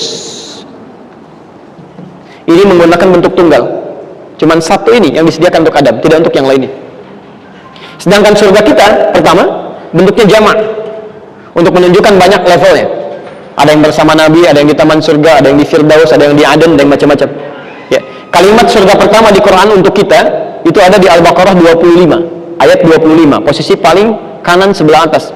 Wa basyiril ladzina amanu wa amilus solihati anna lahum jannat. Enggak ada alif lamnya dan jamak bentuknya. Jannatin. Alif lamnya dihilangkan dan bentuknya jamak. Banyak. Dari yang banyak ini ada contoh-contohnya. Misal, yang seluas langit dan bumi. Quran surah ketiga ayat 133, posisi paling kanan sebelah atas. Wasari'u ila magfiratin min rabbikum wa jannatin arduhas samawati wal ardu. Ada surga yang disiapkan seluas langit dan bumi, tapi nggak ada alif lamnya. Jannatin. Beda dengan surganya Adam alaihissalam. Karena itu kata Nabi, surga kita nanti mala ainun ra'at wala udhunun sami'at wala khatara ala qalbi bashar. Tidak pernah dilihat oleh mata, tidak pernah didengar oleh telinga, dan tidak akan pernah terbayangkan keindahannya. Ibu bapak ngelamun pun sekarang tentang nikmat surga nggak akan sama, akan beda. Poinnya, pelan-pelan, poinnya fokus karena waktu kita tinggal sedikit lagi. Poinnya, ketika Adam sudah masuk surga, di situ mulai bertambah kesombongan iblis ini tidak terhenti di situ.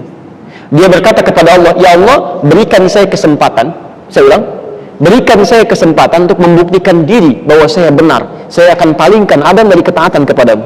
Fabima aghwaytani, ayat ke-16 sampai 17 ya di Quran surah ke-7 itu. Fabima aghwaytani, karena engkau telah menghukum saya tersesat dengan kesombongannya, dia katakan, la udanna lahum siratal mustaqim. Saya berjanji akan saya tunjukkan saya lebih hebat dibandingkan dengan Adam. Saya akan goda Adam dan keturunannya supaya keluar dari ketaatan kepadamu. Lihat kalimatnya. Kemudian saya akan datangi mereka min baini aydihim, tsumma la'atiyannahum min baini aydihim, ya dari depan mereka, wa min khalfihim dari belakang mereka, wa an aymanihim dan dari kanan mereka, wa an syama'ilihim dan dari kiri mereka. Dan saya pastikan saya akan goda mereka supaya jauh dari ketaatan kepadamu. Wala tajidu aktsarahum syakirin. Godaan ini disampaikan oleh iblis hanya ingin menampilkan bahwa saya lebih hebat dibandingkan Adam, cuma untuk membuktikan diri saja. Ya. Kadang-kadang mohon maaf Bu ya, Pak ya, orang-orang sombong itu ketika ingin tampil, pada dasarnya bukan ingin menunjukkan suatu kepentingan. Pada hakikatnya hanya ingin menampilkan ini saya loh gitu. Pada akhirnya begitu. Tapi poin terpentingnya, ketika kemudian dia minta izin dan diizinkan oleh Allah, tapi Adam diberikan bekal untuk menangkal setan ini atau iblis ini yang nanti kita pelajari. Mulailah kemudian iblis menggoda Adam. Saat menggoda itulah kemudian kalimatnya dirubah oleh Quran dari iblis jadi setan. Ayat 36-nya. Ini jin jadi iblis jadi setan. Di sini kita berakhir. Fa'azallahumash syaitanu anha. Quran surah kedua ayat ke-36. Ada ayatnya? Masih di sebelah kiri. Ya, di pertengahan. Fa'azallahumash syaitanu anha. Maka setan mulai menggelincirkan keduanya, Adam dengan Hawa, dari surga. Kalau tergelincir itu ke bawah atau ke atas? Ke bawah. Makanya tergelincir dari surga, surga di atas di bawah? Di atas, di langit. Turunnya ke bawah, ke bumi ya. Baik. Maka ini bahasa kiasan yang sangat indah. Digelincirkan Adam dan Hawa untuk berbuat salah, pohon larangan tadi kemudian didekati bahkan dimakan buahnya, maka turunlah kemudian ke bumi. Yang jadi persoalan gini, yang jadi persoalan satu, 2 poin lagi. Satu, ketika iblis sudah mulai menggoda Adam, maka namanya dirubah jadi setan. Nah, Bapak Ibu sekalian, patut dicatat dulu ya, beda antara setan dengan iblis. Kalau setan itu nama sifat. Sifat dari kata syatana. Syatana.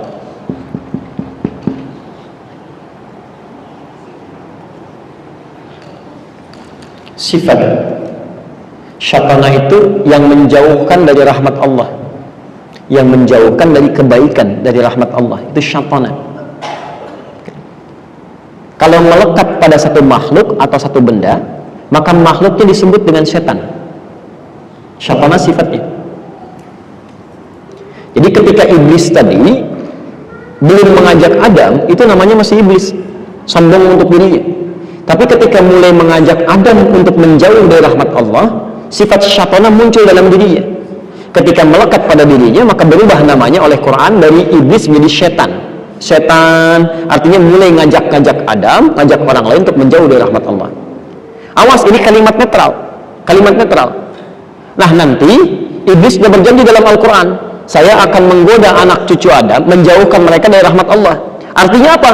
Artinya iblis akan menurunkan sifat-sifat setan itu supaya menggoda anak cucu Adam supaya menjauh dari Allah Subhanahu wa taala, dan akan dilekatkan pada apapun. Hati-hati.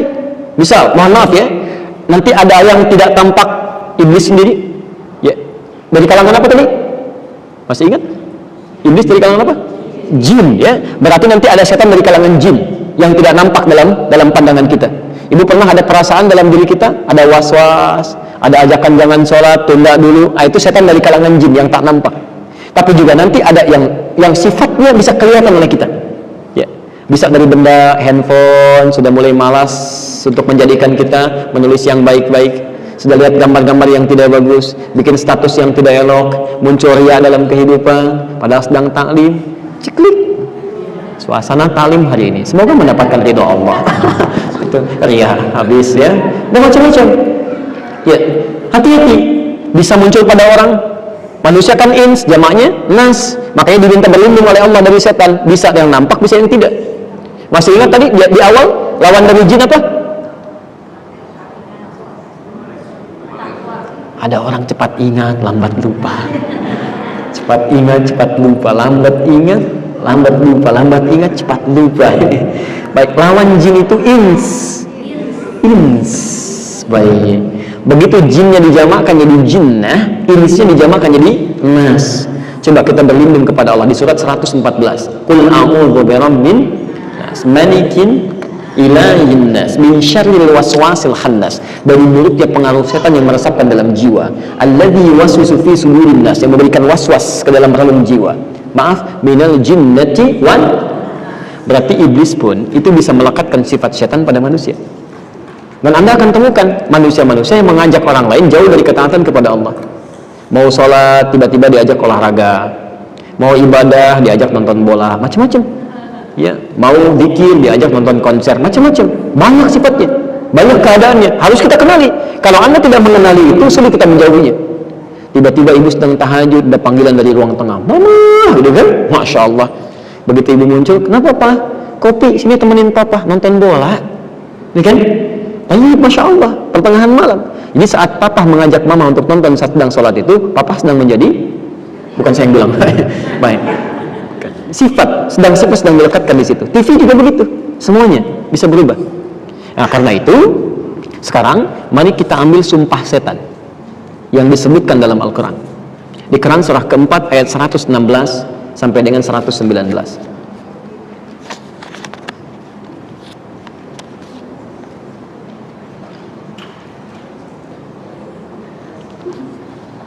Baik, ayat 116 sampai 119, posisi paling kanan sebelah bawah, tengah sampai ke bawah. Awas ya, ibu bapak sekalian, tolong fokus dulu sebentar ya, fokus sebentar. Nah, Adam kan tadi memakan larangan ya, iblis senang, tapi Adam kemudian memilih untuk bertobat. Ini yang tidak dikerjakan oleh iblis. Ayat 37-nya kan ayat tobat itu, di Al-Baqarah 37 itu. Fatalaqqa Adam min rabbihi kalimatin fataba alaihi. Adam tobat. Ya, pelan-pelan ya, sebentar, pelan-pelan fokus. Ketika Adam tobat ini, sebelum ke An-Nisa, ketika Adam tobat, nah ini yang menjadikan iblis jadi cemburu. Iblis tidak tobat ketika berbuat salah, Adam tobat. Bertambahlah kemudian di sini murkanya, lalu di sini dia mulai berjanji kepada Allah, minta diberikan kewenangan supaya nanti bisa menggoda seluruh anak cucu Adam. Bahkan masuk lewat angan-angan, wala umanniyannahum fala ubattikunna adanal an'am. Saya akan goda mereka sampai banyak berangan-angan, sampai mereka bisa merubah tampilan dirinya. Ada yang memotong bagian telinganya, ada yang memotong bagian hidungnya, ada yang bisa merubah tampilan diri supaya jauh dari Allah. Di sini sudah mulai berjanji. Jadi begitu Adam diturunkan, iblis sudah berjanji akan mengirim pasukannya dari kalangan setan itu untuk menjauhkan manusia dari ketaatan kepada Allah Subhanahu wa taala. Itulah sumpah iblis yang disampaikan dalam Al-Qur'an yang menjadi turunan kepada setan. Puncak tertingginya menjadikan orang musyrik supaya tidak kembali dari neraka, tetap kekal dalam neraka, jadi teman dia dalam kehidupan ya, ini yang paling berbahaya. Nah Bapak Ibu sekalian, saya tutup ya untuk uraiannya. Karena itulah kemudian di surah Al-A'raf surah ke-7 itu, dari ayat ke-27 sampai ayat ke-31, Nabi Adam langsung memohon kepada Allah Subhanahu wa taala setelah bertobat supaya nanti menjaga keturunan-keturunan Adam. Langsung beliau berpesan ya. Kemudian direkam pesannya oleh Al-Quran, disampaikan, ya bani Adam la yaftinannakumus syaitanu kama akhraja abawaikum minal jannah. Hei anak cucu Adam, semua keturunan Adam, jangan sampai terjadi lagi kalian disesatkan oleh setan seperti setan pernah memperdayai ya bapak ibu kalian Adam dan istrinya itu sampai tergelincir dari surga. Dari sinilah penting bagi kita untuk belajar bagaimana supaya tidak diberdayai oleh setan itu. Allah menurunkan keterangan tentang setan dalam Al-Quran. Setan itu begini, cara menggodanya seperti ini, gitu kan? Cara datangnya begini, jenis-jenisnya seperti ini kata Nabi. Kalau Anda tidak belajar tentang setan ini, maka kesulitan kita untuk menghadapinya. Disinilah setelah paham siapa setan, kita akan belajar nanti turunan 4 poin berikutnya. Saya nanti akan turunkan dalam bentuk silabus supaya mudah kita untuk bisa mendalaminya. Jelas sampai sini? Baik ya, insyaallah. Bismillah. Ustaz, titik 3, jadi saya berhenti dulu ya. Assalamualaikum. Apabila ada seorang suami yang tidak mau beribadah sementara istri sudah mengajak, apakah istri menanggung dosa? Bolehkah membenci suami karena tidak mau beribadah? Apakah berdosa? Tanya. Quran surah ke-24 ayat ke-26.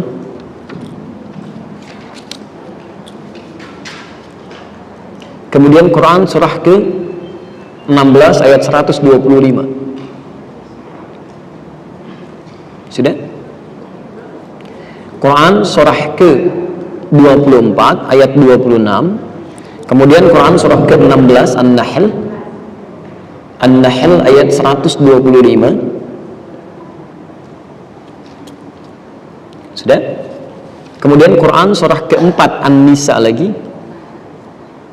An-Nisa ayat 34 sampai 36, posisi paling kiri sebelah atas ke tengah, ayat 34 sampai 36. Sudah? Baik. Sampai situ dulu. Sekarang perhatikan Quran surah ke-24 An-Nur ayat 26. Al-khabithatu lil-khabithin wal-khabithuna lil-khabithat wat-tayyibatu lit-tayyibin wat-tayyibuna lit-tayyibat. Pelan-pelan. Buruk itu akan berpasangan dengan yang buruk lagi. Baik akan berpasangan dengan yang baik lagi. Itu fitrah hidup begitu. Bukan cuma pasangan kehidupan, dalam sifat kita pun begitu.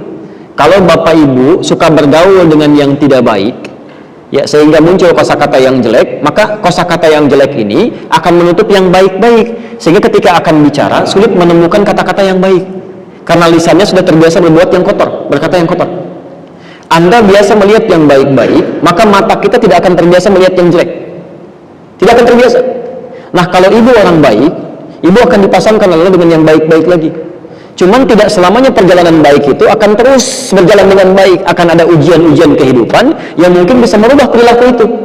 Coba cek, barangkali saat pertama menikah dalam kebaikan, alhamdulillah mungkin baik gitu kan, jalannya baik, atau sama-sama ada yang kurang baik, tapi yang satu memperbaiki diri. Ini poinnya. Bisa jadi ini dua kemungkinan. Yang pertama dua-duanya baik, cuman ketika dalam perjalanan ada godaan-godaan kehidupan yang merubah dia jadi tidak baik, atau sebaliknya dua-duanya kurang dekat dengan Allah, yang satu mendapatkan bimbingan kebaikan, yang satu lagi belum mendapatkan bimbingan itu.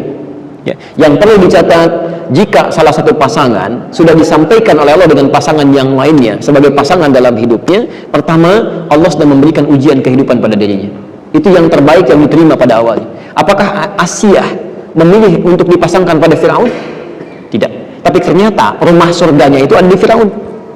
Begitu suaminya nggak mau dakwah, menyiksa macam-macam, sampai Allahu Akbar. Saya kemarin di Jawa itu membaca kitab Al-Hikayat wal Muhimmat, sampai Sayyidah Asiyah itu disiksanya luar biasa. Ya, dalam suasana panas karena tidak mau taat lagi, itu dikisahkan sampai-sampai Firaun memerintahkan diikat di lapangan terbuka, digelindingkan batu besar yang untuk menghancurkan seluruh dirinya. Ya, seluruh dirinya pada saat itu. Ya.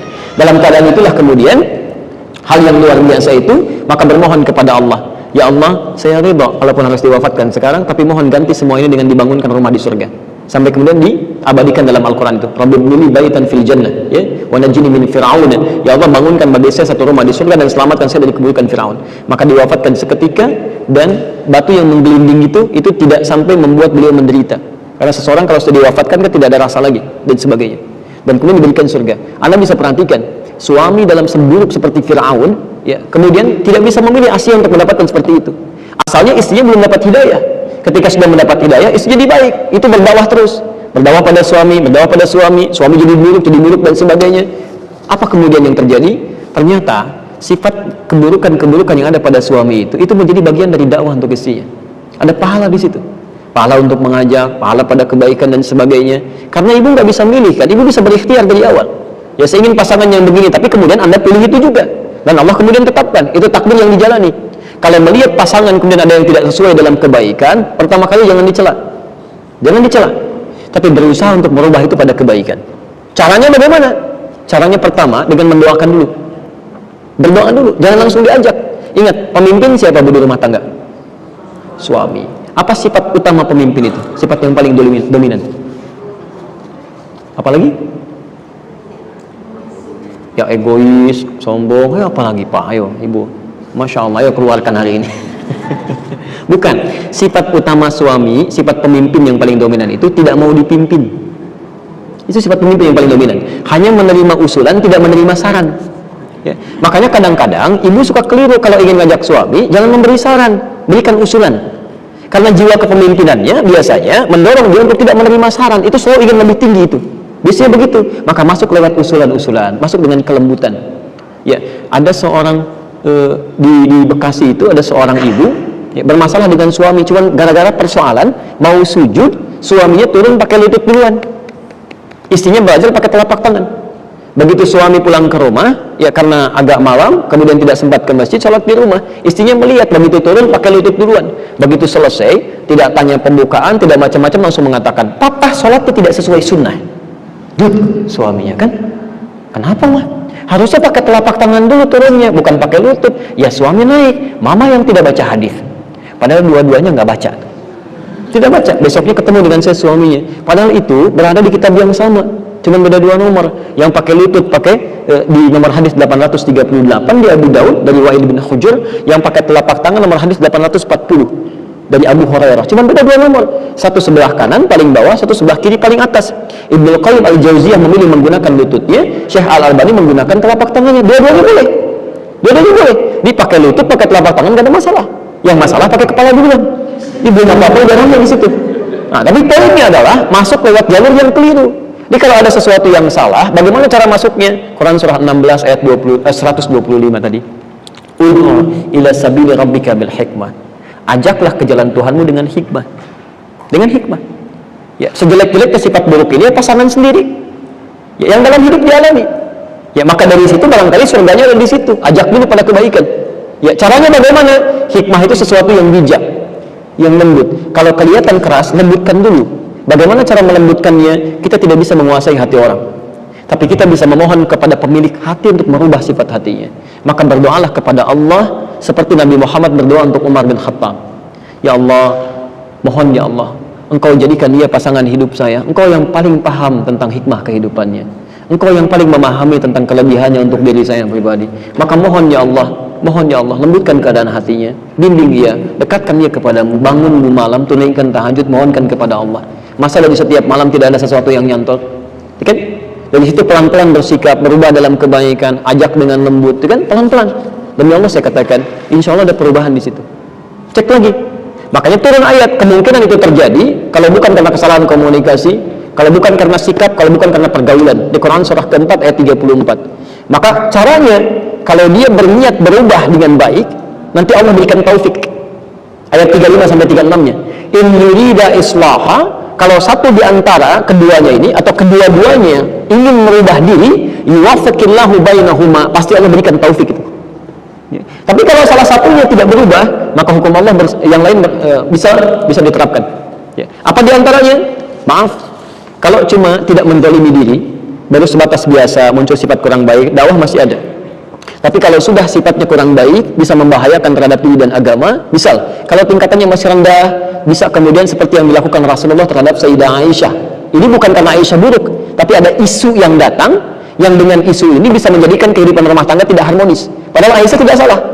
Maka di situ kata Rasulullah, Aisyah, kita sementara untuk mendinginkan suasana dari isu yang ada di luar, coba kita berpisah sementara waktu untuk merenungkan ini.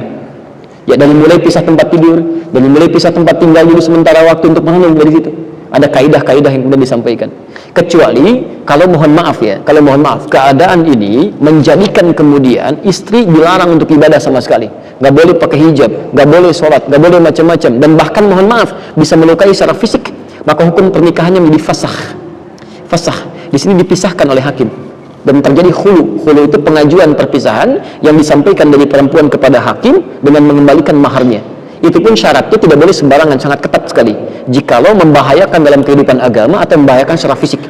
Tapi sepanjang tidak ada seperti itu, maka saya sarankan untuk terus berdoa kepada Allah, pelan-pelan untuk merubah, dan nanti akan dilihat. Allah tidak mungkin menyengsarakan hambanya. Akan diberikan jalan keluar yang terbaik insya Allah. Halo? Insya Allah ya. Baik, kita berdoa pelan-pelan.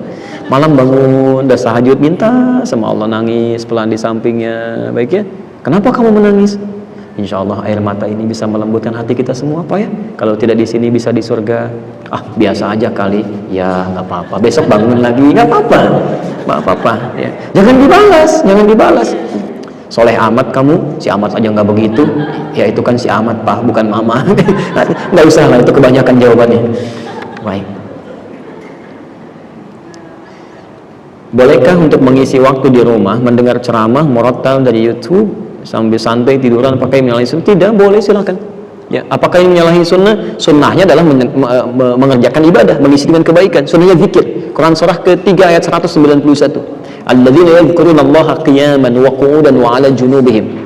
Orang baik itu adalah orang yang sering berzikir kepada Allah, baik dalam berdirinya, dalam duduknya, atau sambil tiduran. Zikir. Boleh. Nabi pernah zikir sambil berbaring. Astagfirullah, astagfirullah, astagfirullah. Apa itu zikir? Zikir itu semua kegiatan yang mengingatkan kita dengan Allah. Misal, kalimat thayyibah itu zikir. Ya, subhanallah, alhamdulillah, Allahu akbar, astagfirullah, itu zikir. Dalilnya Quran surah keempat An-Nisa ayat 103. Posisi paling kanan di pertengahan. Fa idza qadaytumus sholata, maka jika Anda telah tuntas mengerjakan salat, fadhkurullaha, silakan zikir. Baca Al-Qur'an itu zikir, Bu. Baca Quran itu zikir. Ya. Jadi kalau Bapak Ibu sedang baca Al-Quran, itu sedang berzikir. Dalilnya Quran surah ke-15 ayat ke-9. Inna nahnu nazzalna dzikra. Kami telah turunkan Al-Quran sebagai zikir. Jadi kalau Anda sedang baca Quran, sedang mendengarkan Quran, itu bagian dari zikir. Boleh. Anda baca Quran sambil duduk, itu bagus. Ya, wudu, menghadap ke arah kiblat, pegang mushaf, baca Quran. Tidak sempat baca sambil istirahat, dengarkan, silakan sambil berbaring. Ayatnya ada. Ya, wa ala junubikum, sambil berbaring berzikir pada Allah, dengarkan tuh ayat Quran. Silakan, boleh. Bahkan kalau sanggup menghafalkan Quran, ya hafalkan. Sebelum tidur, bacakan lagi ayat Quran sambil berbaring, boleh. 4 kali dipuji oleh Allah. Di Quran surah ke-54 itu. Ayat 17, ayat 22, ayat 32, ayat 40. Walaqad yassarnal Qur'ana lidzikri. Kami telah mudahkan Al-Quran untuk diingat, dihafalkan. Di penghafal Quran disebut dengan zikir. Jadi kalau ada pertanyaan, bolehkah kemudian mengisi waktu di rumah mendengar ceramah? Ceramah bagian dari zikir. Karena dengan Bapak Ibu mendengarkan ceramah, bukankah lebih dekat dengan Allah? Lebih ingat. Makanya di Quran, kalimat ta'lim itu dilekatkan dengan iman. Jadi ta'lim yang bagus adalah ta'lim yang bisa meningkatkan iman kita pada Allah. Awas, bukan yang ramai ya. Bukan yang ramai, tapi yang meningkatkan diri kita dekat dengan Allah. Itu ada di Quran surah ke-58 ayat 11. Yarfa'illahu alladhina amanu minkum walladhina utul ilma darajat. Allah akan angkat derajat seseorang yang bisa meningkatkan imannya dan diberikan pengetahuan. Jadi dalil tentang taklim yang baik itu bersanding dengan peningkatan iman. Jadi kalau antum ikut taklim misalnya, ikut pelajaran yang tidak meningkatkan iman tapi membuat jauh dari Allah, ada yang salah di taklim itu. Ya, bisa dari mana saja, bisa di majlisnya, bisa sekarang perangkatnya banyak di YouTube gitu kan, daripada dengan yang tidak jelas, silahkan, boleh, sah hukumnya. Ya. Kami di rumah coba praktekkan membeli speaker aktif, yaitu setel Quran aja terus 24 jam. Jadi saya tinggalkan berapa hari pun, berpekan-pekan, berbulan-bulan, itu muter aja di kamar terus. Ya, minimal kalau kita nggak dengar, suasananya jadi lebih baik. Itu Masya Allah, kami rasakan ada ketenangan Bu, Pak. Tenang, jadi begitu masuk kamar tuh enak suasananya, karena suasana Quran. Saya pernah pulang malam-malam, kesempatan dakwah, tuh istri sudah istirahat, anak-anak sudah tidur, saya datang, ada kisaran hampir jam 12 lah. Begitu datang sampai rumah, itu masih muter. Saya diam begini, saya lihat, saya tunjuk, saya menangis. Saya bilang, kamu yang tidak dihisab masih ngaji sampai malam ini. Saya yang dihisab belum sempat ngaji hari ini. Maka kemudian kita berwudu, menghadap ke kiblat, kita mengaji di situ. Selesai. Jadi kadang-kadang menjadi petunjuk kebaikan untuk kita. Dan tidak sedikit sekarang orang mendapatkan hidayah kebaikan-kebaikan dari media-media semacam itu. Ya, jadi kalau kita bisa menghadirkan yang baik ke rumah, tinggalkan yang tidak baik. Ya. Saya tidak miskin, tetapi saya tidak punya yang mengendap sebanyak 40 juta 85 gram. Apakah saya wajib zakat? Masya Allah, yang tidak mengendap saja antum sudah ada itu. Ya, jadi kalau sudah cukup untuk hari ini pun kata Nabi itu orang kaya. Itu orang kaya. Dulu pernah ada di zaman dulu, ya, seseorang datang misalnya, maaf ya, sebentar. Kalau zakat dengan kaya itu berbeda. Itu berbeda. Awas, ya hukum zakat itu diberlakukan bagi orang yang sudah masuk nisab. Tapi bukan berarti yang nggak berzakat pun tidak kaya, tidak. Ukuran kaya itu lihat ukuran Nabi ya, bukan ukuran kita. Ukuran Nabi itu mengatakan kalau seseorang sudah cukup bekal qutu yaumih, bekal makan, bekal hidupnya hari ini, karena kita tidak dituntut untuk hidup besok. Kita itu hanya mengisi waktu yang hidup sekarang, besok belum tentu hidup. Besok itu cuma merencanakan, ada begini, ada begini, ada begini untuk seperti ini. Jadi kalau antum cukup bekal untuk hari ini pun, hidup hari ini itu sudah kaya kata Nabi. Karena besok belum tentu hidup. Besok itu cuma rencana. Kalau besok hidup lagi, saya mau infak sekian. Kalau besok hidup lagi, digunakan sekian. Kalau hidup lagi, digunakan amal sekian. Begitu meninggal dunia, itu semua nggak ada yang dipakai. Jelas ya? Baik. Yang paling menarik begini, ukurannya, kalau sudah cukup bekal untuk hari ini, itu sudah baik. Jangan merasa miskin, itu sudah kaya. Sudah baik. Bahkan dulu terjadi di zaman dulu, ada seorang datang pada ulama, datang, ya Syekh, Anda miskin katanya. Syekh, saya miskin. Anta ghani, kamu kaya katanya. La ana miskin, anta ghani, kamu kaya. Ana miskin ya Syekh, la anta ghani. Apa yang terjadi? Dan ini nanti dicontoh oleh salah seorang ulama Saudi yang mendapatkan peristiwa yang sama. Ini sudah zaman dulu terjadi. Tiba-tiba atini la udhunak, berikan telinga kamu pada saya potong. Ya, saya ganti dengan sekian juta dirham, ya, sekian juta dinar katanya. Kata orang ini, enggak, saya nggak mau. Oh baik, kalau begitu berikan tanganmu, saya potong, ganti dengan 1 juta dinar. Nggak mau. Berikan saja, maaf ya, lisanmu, ya potong, sini saya potong, saya berikan 10 juta dinar. Tidak mau katanya. Berarti di tubuh kamu saja telinga kamu sudah 2 juta dinar. Baik, Masya Allah, tangan kamu sudah 1 juta dinar. Kemudian lisan kamu sudah 10 juta dinar. Idhab, pergi sana, kamu orang kaya katanya, bukan miskin. yang membuat kita miskin karena malas untuk berikhtiar. Nah, kalau sudah harta terkumpul, rumusnya gunakan di ayat ke-77 di surah ke-28. Dia harus mengendap. Tidak harus mengendap. Gunakan seperti petunjuk di Quran surah ke-28 ayat 77. Wabtaghi fima ataqallahu daral akhirah. Maaf, lihat cara menerjemahkannya. Senilai apapun harta yang dimiliki, bukan sebanyak ya, tapi senilai apapun, karena ukuran banyak itu bisa relatif. Senilai apapun harta yang dimiliki, dan gunakanlah harta itu untuk mencari kemuliaan akhirat yang Allah janjikan kepada kita. Singkatnya, kalau Allah berikan harta kepada kita lebih dari apa yang kita butuhkan, itu artinya modal ibadah kita untuk mengejar surga dari harta itu. Karena barangkali orang tidak dititipkan harta tidak harus mengendap, tidak dititipkan harta sebanyak yang kita miliki, karena menurut Allah cukup dengan tenaganya mengantarkan dia ke surga. Dia sering bangun tahajud malam, sering puasa. Orang baru puasa Senin sudah bangga, dia sudah Senin Kamis. Orang Senin Kamis sudah senang, dia sudah Ayamul Bid. Orang Ayamul Bid sudah bahagia, dia sudah puasa Daud.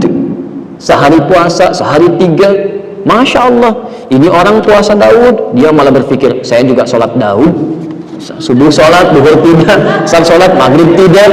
Ya makanya karena kurang ibadahnya diberikan harta supaya bisa bersaing dengan orang itu. Ya, dia nggak ada peluang infak, Anda punya peluang, keluarkan infak. Dia nggak ada peluang zakat, Anda punya peluang, keluarkan zakat. Jadi kalau harta Anda belum cukup untuk berzakat, tapi belum tentu nggak cukup untuk infak. Ayo infak keluarkan, sedekah keluarkan. Dia tidak harus menjadi kaya dengan sebutan bisa mengeluarkan zakat. Jelas di sini? Baik. Satu lagi ya, yang belum saya jawab insya Allah, atau tadi ini masih banyak tapi 2 poin dulu saya jawab ya. Nanti malam barangkali saya bacakan insya Allah.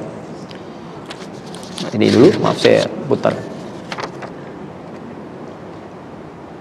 Ustaz, titik 4.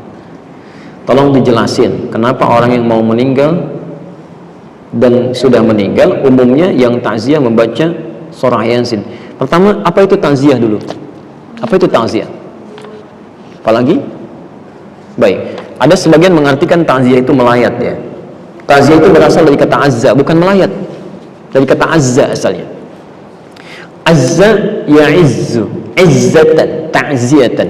Azza itu sesuatu yang tinggi, terangkat, menopang, mendorong. Azza.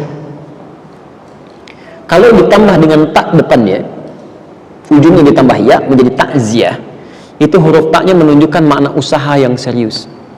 Jadi usaha yang sungguh-sungguh untuk mengangkat, mendorong, menaikkan lagi sesuatu yang turun. Kenapa takziah dinamakan dengan takziah? Pesan Nabi-nya 2. Dengan takziah itu, 1, kita bisa mengangkat amalan orang-orang meninggal itu supaya bisa terangkat lagi, sehingga disampaikan kepada orang-orang yang belum meninggal dunia untuk diketahui. Makanya Nabi berpesan, uzkuru mahasina mautakum. Kalau ada yang meninggal dunia, ayo angkat kebaikan-kebaikannya. Jadi aibnya tutup, kebaikannya angkat, bukan dibicarakan buruknya. Makanya kita minta kepada Allah untuk berlindung dari keburukan fitnah saat meninggal. Jadi ada orang, maaf ya, hidup dibicarakan, meninggal pun jadi gunjingan juga. Ada yang begitu. Ya, coba cek Abu Jahal, Abu Lahab, dan Abu yang lainnya itu. Sampai sekarang sudah 15 abad, yang dibicarakan keburukannya aja. Dan kita diminta oleh Nabi berlindung pada Allah. Ada di hadis Muslim, nomor hadis 588. 4 hal kita ucapkan. Allahumma inni a'udzubika min azabi jahannam, wa min azabil qabri, wa min fitnatil mahya wal mamat. Dan fitnah saat hidup atau saat meninggal dunia. Jadi disinilah ketika ada orang meninggal dunia, tolong Bu ya, Pak, jangan diungkap aibnya, jangan disebutkan, ungkap kebaikannya aja, angkat lagi. Sehingga ketika kebaikannya diangkat, kemudian jadi inspirasi bagi orang-orang yang mungkin bertakziah saat itu, ya disampaikan. Dari situ kemudian diamalkan. Ketika orang ini mengamalkan dari inspirasi yang terdengar tadi, maka yang meninggal dapat royalti pahalanya, bagian dari pahala itu. Itu ada di hadis Muslim nomor hadis 1893. Man dalla ala khairin falahu ajruhu mithla ajri fa'ilihi min ghairi an yanqusa min syai'. Siapa yang bisa menunjukkan kebaikan dapat pahala yang sama ya dengan yang mengerjakan tanpa dikurangi sedikit pun. 9 lafaz disebutkan di hadis Muslim. Idza matal insan inqata sa'iru amali illa min thalas. Jika manusia meninggal dunia, semua amalnya terputus kecuali 3 yang terus pahalanya mengalir. Terus mengalir. Sedekah jariyah, ya, sedekah yang pahalanya mengalir. Antum simpan mushaf di sini cuma modal 50.000. Dibaca oleh orang, antum meninggal mushafnya masih ada, pahala masih mengalir. Ilmun yuntafa'u bihi, ilmu yang dimanfaatkan. Aw waladin shalihin yad'u lahu, atau anak yang soleh yang mendoakan untuk keduanya. Yang kedua, mengangkat orang yang masih hidup dari keluarga yang ditinggalkan oleh orang meninggal. Kadang-kadang muncul suasana duka, ada yang sedih, gitu kan? Ada yang kadang-kadang masih sedikit menyesuaikan. Antum datang, memberikan hiburan di situ, nyampaikan kesabaran. Untuk ditinggalkan satu orang, kita datang ribuan orang ke sini, ratusan orang ke sini, kita jadi keluarga baru. Lihat, kata Nabi, perhatikan orang itu, barangkali dapurnya belum ada asapnya, sampaikan, bukan dibebani, tapi bantu dia untuk berkembang supaya dia bisa kuat kembali. Jelas di sini ya? Nah, dari sini untuk mengangkat amalan itu banyak caranya. Pertama dengan doa. Dengan doa. Ada memang hadis yang mengatakan bacaan surat Yasin, tapi sebagian mengatakan hadisnya dhaif. Walaupun ada yang mengatakan hadisnya sahih, ya. Tapi kalau saya punya prinsip begini, kalau ada hadis yang diperdebatkan, mendingan ngambil hadis yang tidak diperdebatkan. Udah, lebih selamat, lebih tenang gitu kan. Apa hadis yang tidak diperdebatkan? Salah satunya doa. Ada di Al-Adabul Mufrad, nomor hadis yang ke-44, posisinya paling kanan sebelah atas. Karangan Imam Al-Bukhari. Imam Al-Bukhari menulis kitab namanya Al-Adabul Mufrad. Jadi khusus terkait dengan akhlak dan adab dalam kehidupan. Itu tidak sedikit hadis tentang berbakti pada orang tua sampai meninggal dunia. Di hadis itu disebutkan saat seorang anak beristighfar saja, memohon ampun ya kepada Allah untuk ayah yang telah meninggal dunia, tiba-tiba di alam kuburnya diberikan oleh Allah, diangkat 1 derajat. Sampai dia berkata, "Ya Rabb, ma hadhi, ya Allah, apa ini?" Dijawab kemudian, "Hadhi istighfar." Ini adalah kalimat istighfar yang dimohonkan oleh anakmu sekarang untukmu. Sekarang. Jadi Anda bisa bayangkan ya, baru istighfar saja, Allahumma rabbighfirli wa liwalidayya warhamhuma kama rabbayani shaghira. Diungkapkan kalimat itu, makanya ketika ada yang meninggal, kalimatnya istighfar pertama kali. Allahumma ighfirlahu warhamhu wa'afihi wa'fu anhu. Itu begitu Anda ucapkan kalimat itu, diangkat 1 derajat di alam kuburnya. Diangkat. Belum doa. Makanya kata Nabi di hadis sahih riwayat Al-Bukhari menyampaikan ithnani bima ma'na, 2 hal yang diharapkan oleh orang meninggal. Yang pertama, al-istighfaru lahu, permohonan ampunan untuknya. Yang kedua, ad-du'a bil khair. Ya, jadi silahkan selepas sholat berdoa. Apalagi orang tua, nggak ada mantan orang tua. Ya, saya selalu katakan, Quran itu memberikan pesan. Maaf ya, keterlaluan kalau ada anak misalnya, maaf, dalam hidupnya nggak bisa berbuat baik, saat meninggalnya pun nggak bisa mendoakan. Bahkan kata Quran, kalau orang tuanya masih ada, walaupun usia anaknya lebih daripada 40 tahun, misal, anaknya usia 70 tahun, orang tuanya 100 tahun, masih ada orang tuanya, itu minimal tetap harus berbakti dengan mendoakannya. Itu ada di Quran surah ke-46 ayat 15. Bahkan mendoakannya yang baik-baik. Ya Allah, hamba bersyukur atas nikmat yang diberikan pada hamba saat ini. Di balik segala kenikmatan itu, ya Allah, mohon berikan semua pahalanya untuk orang tua saya juga. Berikan kebaikan untuk orang tua saya juga. Karena barangkali kesuksesan yang Anda raih itu cuma 30% hasil kerja keras Anda.